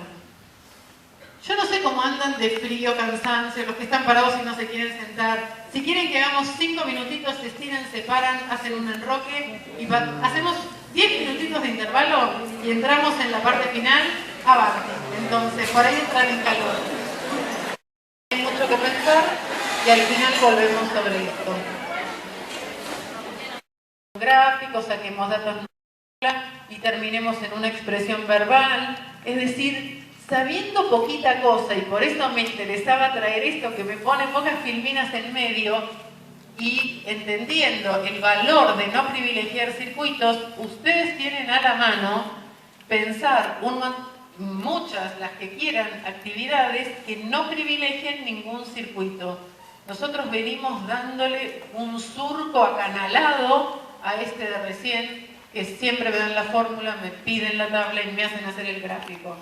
Eso se desbarata rápido, solo con pensarlo y con empezar a tener algún tipo de trabajo un poco más creativo.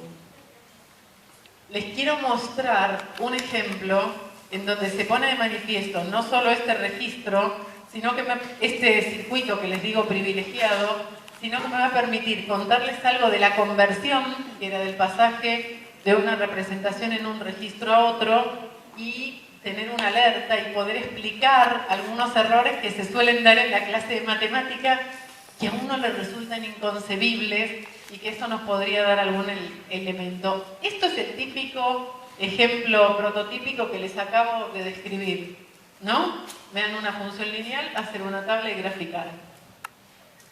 Si nosotros hacemos, paso de acá a la tabla. Si uno se pregunta, en este pasaje, esto que está acá es una representación en el registro simbólico. Esto que está acá es una representación en el registro numérico. Puede haber otra representación en el registro numérico con más números, con otros números, con pares ordenados.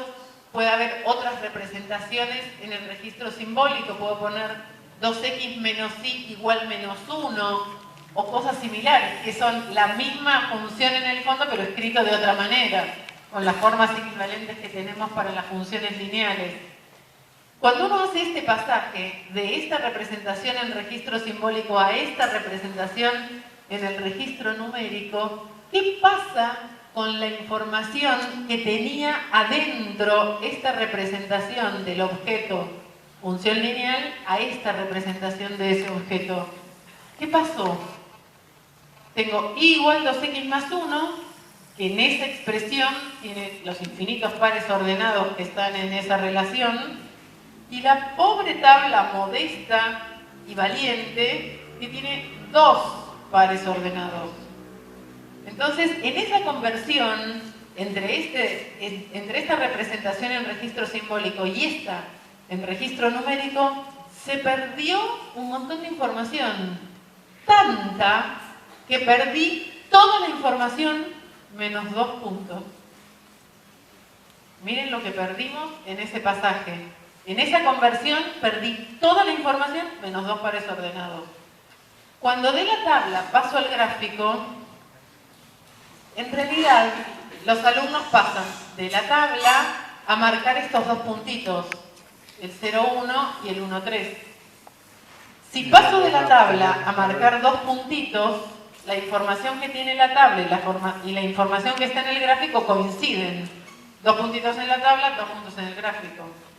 Pero cuando uno traza la recta en el gráfico, ¿qué pasó con la información que tenía acá y con la información que me da este gráfico.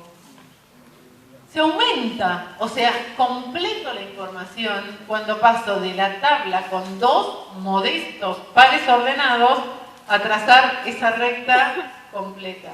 ¿Se dan cuenta?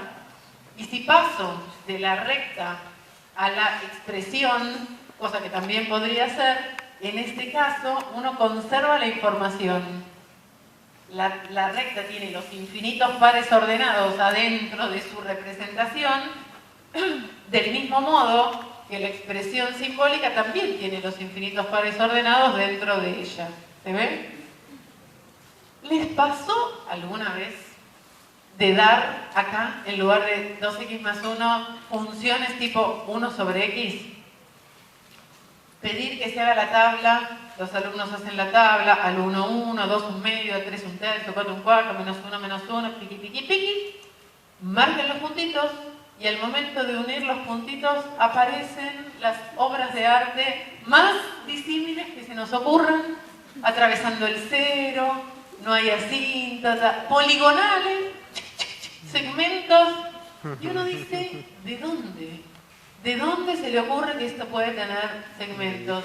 Piensen ahora, en términos de dual, lo que esto nos permitiría entender. Si acá tuviéramos 1 sobre x, y yo hiciera una tabla esmerada, ¿cuántos puntitos podría tener en esa tabla? 8 puntitos, 4 positivos, 4 negativos, y ya me agoté, más o menos.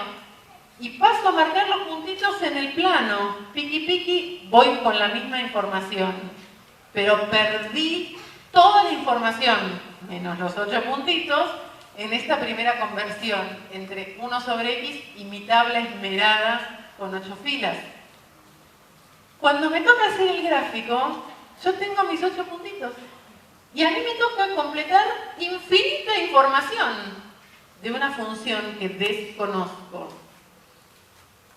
¿No es medio obvio que van a completar el gráfico de cualquier manera y que no es un disparate que esto pase? O sea, la conversión a la que yo estoy invitando a mi alumno a hacer, esa conversión lo obliga a tener una noción de cómo se comporta globalmente esa curva. Y eso está lejos el alumno de saberlo si desconoce cómo es la gráfica de la función 1 sobre x. Es decir, que esto se dan cuenta que estamos pensando en una cosa chiquita. Solo pensar en qué información pierdo o gano en la conversión me permitiría dar una interpretación de por qué aparecen esos dibujos así como exóticos cuando nuestros alumnos unen puntos de una tabla a un gráfico en el plano. Por supuesto que va a aparecer cualquier cosa, porque la consigna los obliga a completar información, que para que les salga bien completada deberían conocer el comportamiento global de una función que si es nueva desconocen. ¿Se entiende? Entonces aparecen explicaciones que no son un disparate. Bueno, esto está bueno para pensar porque nosotros vivimos haciendo esto y hay atrás mucha cosa o que se gana o que se pierde en un pasaje a otro. Vieron que les decía esto de extraer y asignar significado, que les decía que es difícil, no solo difícil, sino que son procesos que están lejos de ser reversibles uno del otro. ¿Cómo era esto? Extraer significado significa de una representación simbólica poder decir algo verbal.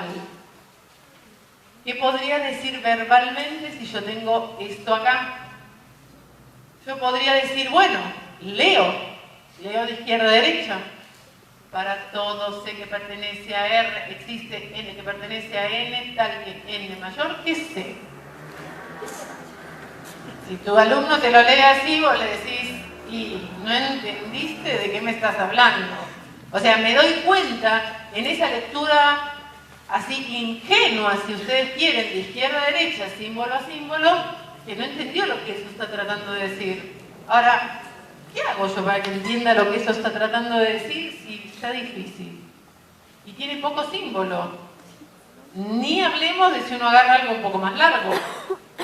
Lo que hay detrás de esto, no me interesa hacer el ejercicio con ustedes, sería muy interesante, pero son tantos y es tarde y están cansados y hace frío que no vale la pena hacerlo. Es muy interesante hacer el ejercicio de ponerse a pensar qué diría yo sobre esto, que trascienda esa lectura de izquierda a derecha. Lo que hay atrás de esto es el principio de Arquímedes, que el conjunto de los números naturales es no acotado, y uno dice, ¿dónde está eso en esto?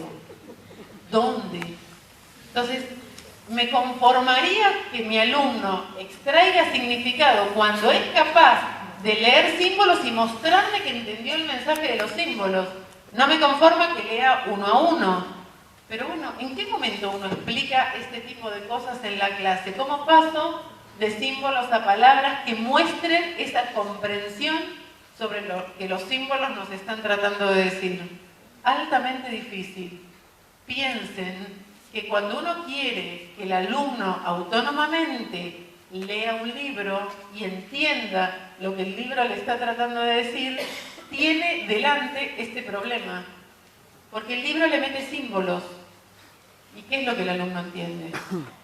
Si solo entiende que lee y que leer y pronunciar los símbolos es entender y poder repetirte, para todos sé que pertenece, no lo estoy mirando, para todos sé que pertenece a R, existe un N que pertenece a N tal que N es mayor que C, si mi profe se conforma con eso, allá él. Yo estoy lejos de haber entendido lo que esos símbolos quieren decir. Entonces, hay un trabajo que es en extremo delicado, interesante, y daría para otra charla, sobre cómo hacer para enseñarle a los alumnos que extraigan significado de los símbolos, que se lleven el mensaje que los símbolos les están tratando de dar. Y si advierten que atrás de esto hay un mundo de complejidad, adviertan también que el camino inverso es otro camino con otro mundo de complejidades, que es el de asignar significado, que es al revés. Es, yo te digo algo en palabras y te pido a vos que lo pases a símbolos. No lo voy a hacer, pero podríamos. En palabras, algo simple. Dos números reales son iguales si la distancia entre ellos puede hacerse arbitrariamente chica. Clarito, cortito, 2 renglones y medio porque la letra fue grande, sino 2 renglones. Y de ahí a que tu alumno pueda escribir eso en símbolos hay un abismo de trabajo. Miren cómo queda esto. ¿Dónde está el arbitrariamente chico? ¿Dónde está? Esto empieza hablando de que 2 números son iguales y escrito está al final. O sea, la forma en la que uno habla no es la misma en la que uno escribe en símbolos.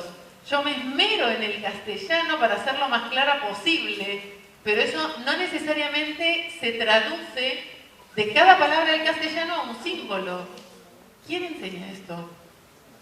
Es muy difícil. Es difícil de enseñar y es difícil de aprender. Desde mi perspectiva personal, son de los irrenunciables.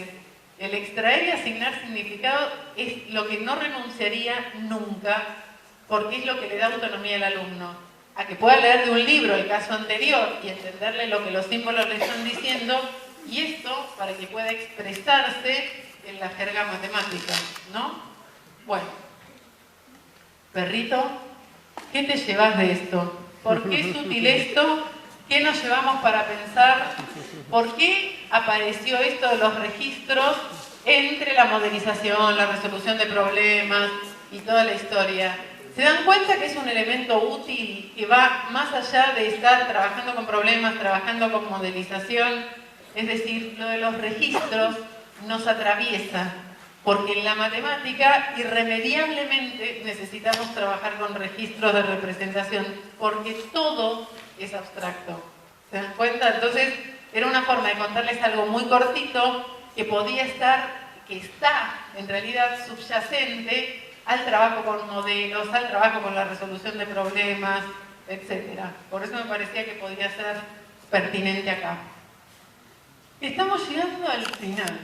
Me queda lo de evaluación, que en un momento decidí, aunque no lo hice en el intervalo, que tal vez lo acorte un cachito. Quiero mirar la hora.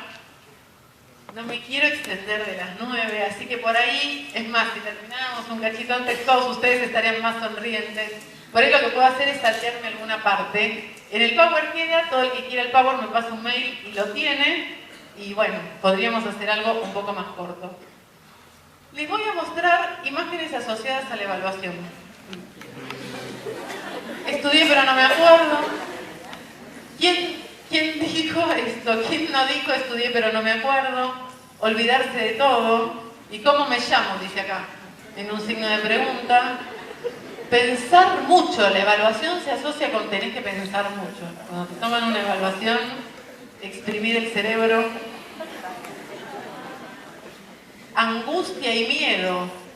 Estos dibujitos, acá dice, ¿no sientes miedo antes del examen? O sea, están contextualizados, no es que busque una carita de miedo, es una carita de miedo en un examen. Transpirar, sentirse mal, la gente que se descompone del estómago, que se descompone y necesita ir al baño. No pasar, no aprobar, repetir el año, no acreditar, el pobre que está acá arriba, que le tocó repetir, que tiene carita triste. Cuando uno piensa en todo esto, es tremendo. O sea, es tremendo lo que nosotros generamos cuando estamos pensando que uno evalúa por el bien del otro también, para que el otro sepa cómo anda por la vida aprendiendo matemática, y le hacemos pasar todo eso. Entonces, por ahí pensar algunas cosas referidas a la evaluación nos permitiría destrabar un poco esas imágenes así como fuertes que hay detrás de la evaluación. Para evaluar uno tiene que embarcarse en un proyecto, en un proceso en donde hay que recoger información sobre lo que voy a evaluar. Eso se hace con instrumentos. Hay que valorar estos datos que uno recogió en función de ciertos criterios de evaluación.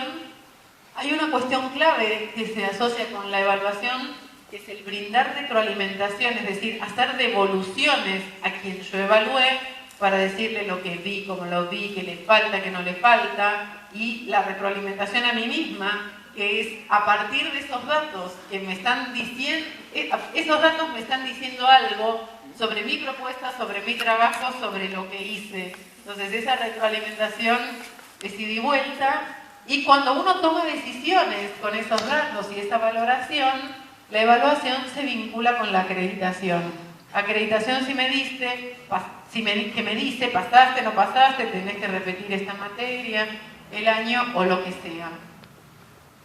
Lo que hay mucha cosa sobre evaluación vista y desarrollada, desde qué cosas se evalúan, para qué evaluar, quién evalúa y cómo. Por ahí lo que me resulta a mí más interesante, dado que decidí recortar un poco para no agobiar, quiero sí o sí hablar un cachitito de evaluar resultado de aprendizaje y proceso de aprendizaje. Y valga una aclaración de terminología. Suele uno hablar abreviando. Uno dice, evalúo resultados, evalúo proceso. O sea, le quito estas palabras.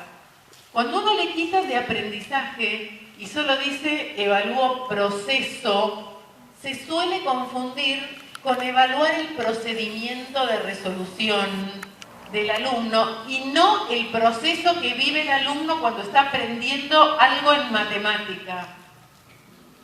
Esta distinción les tiene que resultar clara, si no estamos en problemas. ¿Se entendió el matiz? Una cosa es, yo quiero evaluar el resultado del aprendizaje. Enseñé, intentando que mi alumno aprenda y al término evalúo el resultado de aprendizaje. Cuando quiero evaluar el proceso de aprendizaje, tengo que ir viendo cómo va el alumno mientras que yo le voy enseñando, quiero ver cómo él va aprendiendo eso que le estoy enseñando. No estoy mirando los procedimientos que usa para resolver, eso es otro asunto. Evaluar proceso confunde. Si uno dice evalúo proceso de aprendizaje, tal vez les deje de confundir. Ojo con eso. Ojo con eso porque muchas veces se entiende de manera diferente. Me voy a saltear algunas cosas. Me voy a saltear centralmente lo de quién evalúa. Por ahí, porque en esto hay matices de que si evalúa solo el profe, solo el alumno, los dos juntos. Me voy a saltear esta parte igual queda en el Power para el que lo quiera ver. Me interesa, más que nada, mostrarles con qué instrumentos uno puede evaluar proceso de aprendizaje. Porque esos instrumentos para evaluar proceso de aprendizaje son los más raros de encontrárselos en la vida académica y son los más pertinentes para evaluar la resolución de problemas, casualmente.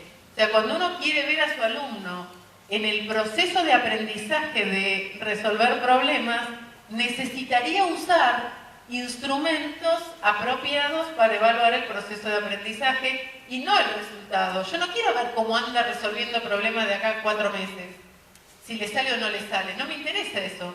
Me interesan sus heurísticas, sus estrategias. O sea, lo quiero ver en el medio. Entonces, la pregunta obligada, que era mi deuda anterior, era con qué instrumentos uno logra evaluar ese tipo de proceso de aprendizaje en la resolución de problemas. Entonces, me interesa más que nada mostrarles algunos de estos instrumentos. En la evaluación de resultados aparecen los instrumentos que venimos usando comúnmente.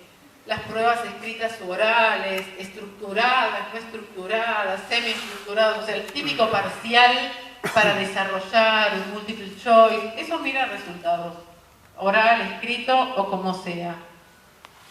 Pueden ser las estructuradas son las que se asocian a, por ejemplo, opción múltiple, multiple choice, o aparear cosas, unir con una flecha la fórmula con el gráfico, o completar los puntitos. Las raíces de la cuadrática son puntito, puntito, y uno tiene que ponerle el valor. Eso es estructurado.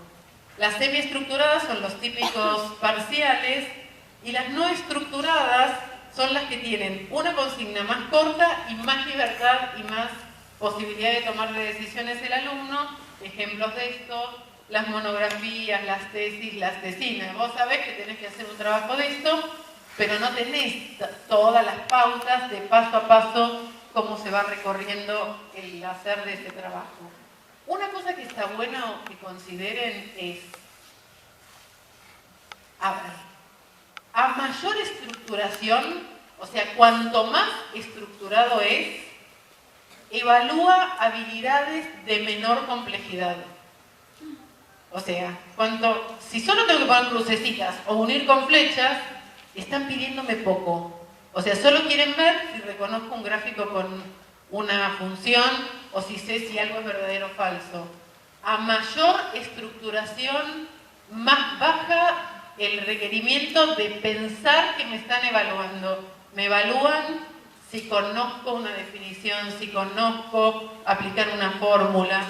Y a mayor no estructuración, es decir, cuanto menos estructurado es, cuanto más abierto es, evalúan cosas más complejas. Exigen de mí más. ¿Se dan cuenta? Entonces, esto está bueno saberlo. Porque uno dice, les voy a poner un ejemplo extremadamente absurdo. Me maté todo el año trabajando con resolución de problemas y les voy a tomar un multiple choice. Se desvanece de incoherente, porque resolver problemas es mucho más complejo y con una prueba estructurada de multiple choice, eso no lo puedo medir. ¿Está bien? Cuando uno piensa, acá está en rojo, no confundir el evaluar procedimientos con evaluar procesos. Cuando uno quiere evaluar el proceso de aprendizaje, los instrumentos que se utilizan son portafolios o portfolios, rúbricas o rubrics, listas de cotejo o registros de observación y diarios. Y les quiero mostrar rapidito en qué consisten estas cosas. Ejemplos de instrumentos. Los diarios es como los diarios que usábamos de chico, más que nada las chicas, en donde volcábamos las cosas que le queríamos contar a nuestro diario.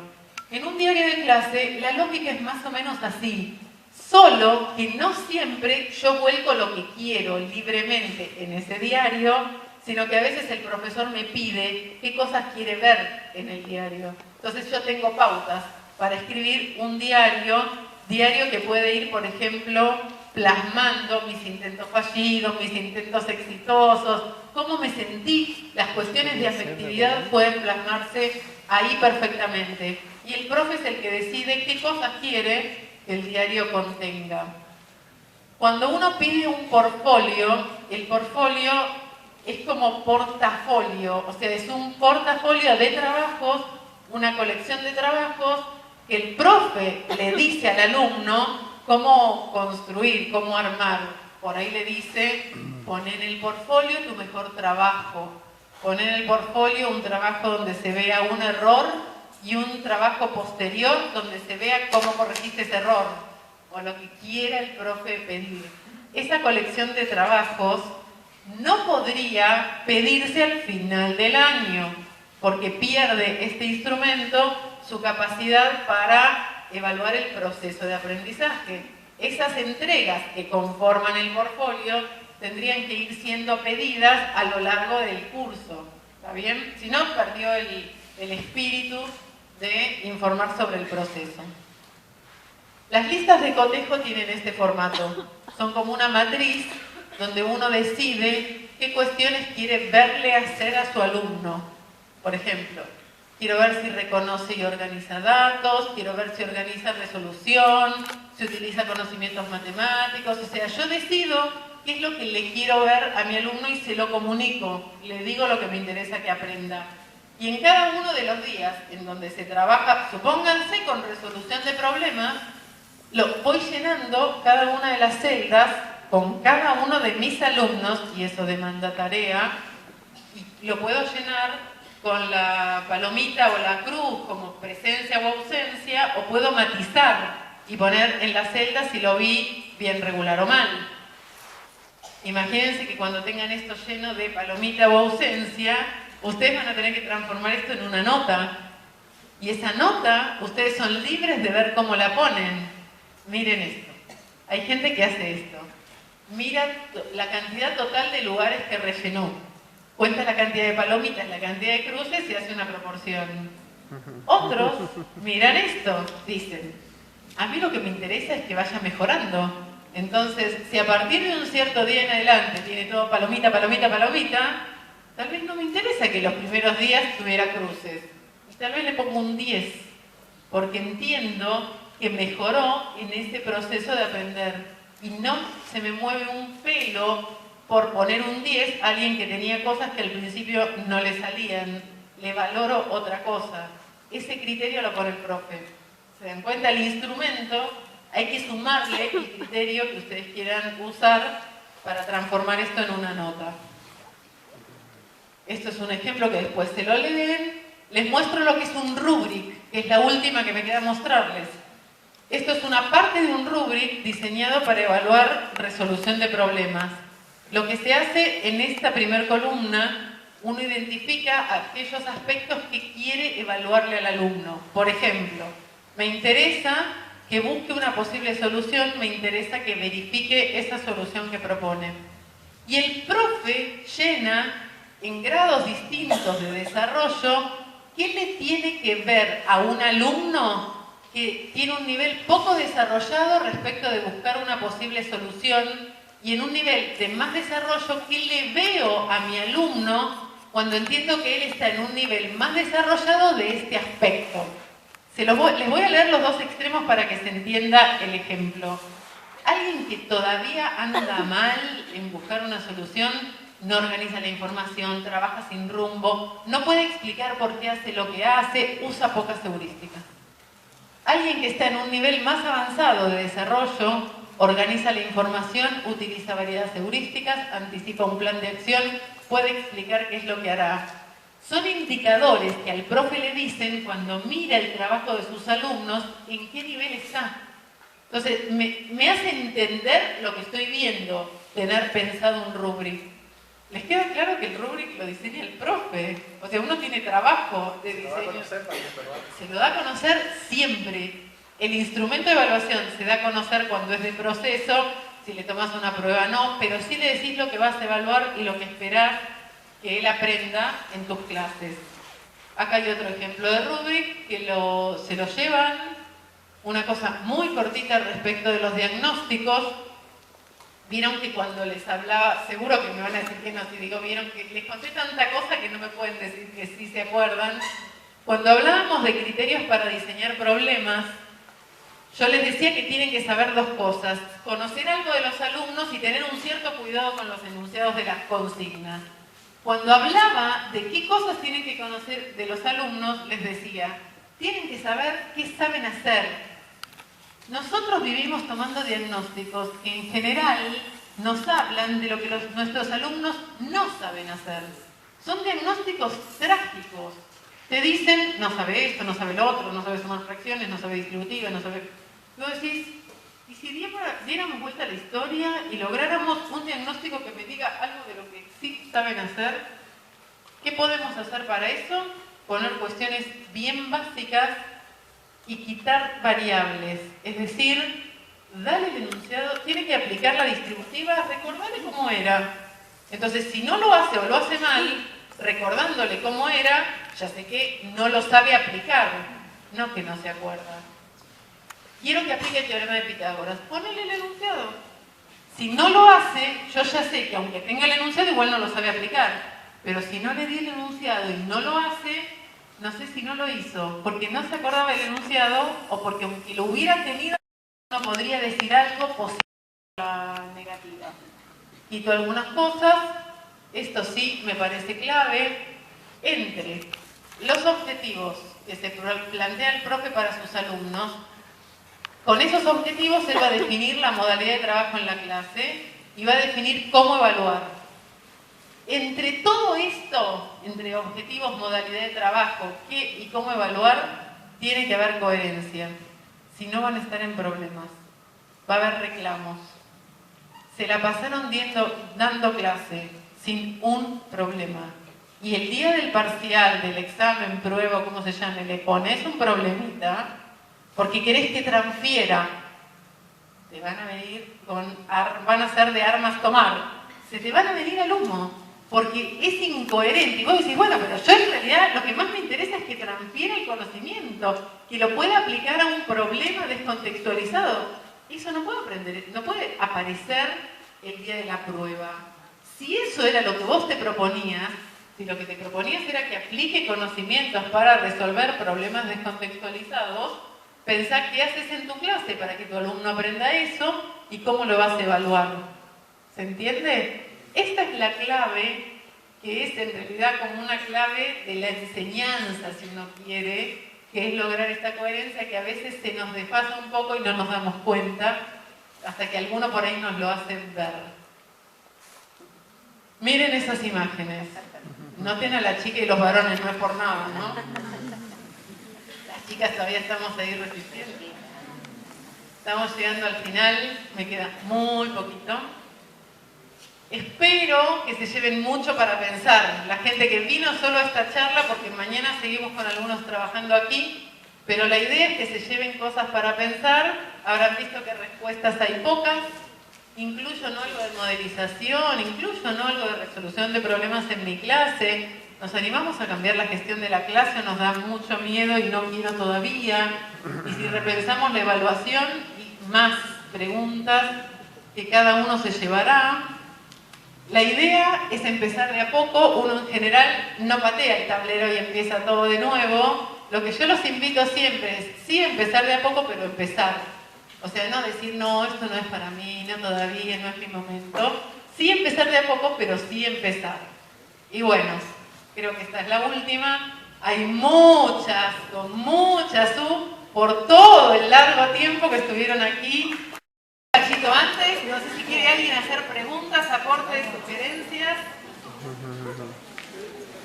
Quieren irse a comer y dormir. La gente que sigue mañana nos vemos 8:30. 9. Un poco más temprano que hoy. 8:30. Bueno, listo, quedan liberados. Que tengan buenas noches y con algunos nos vemos mañana.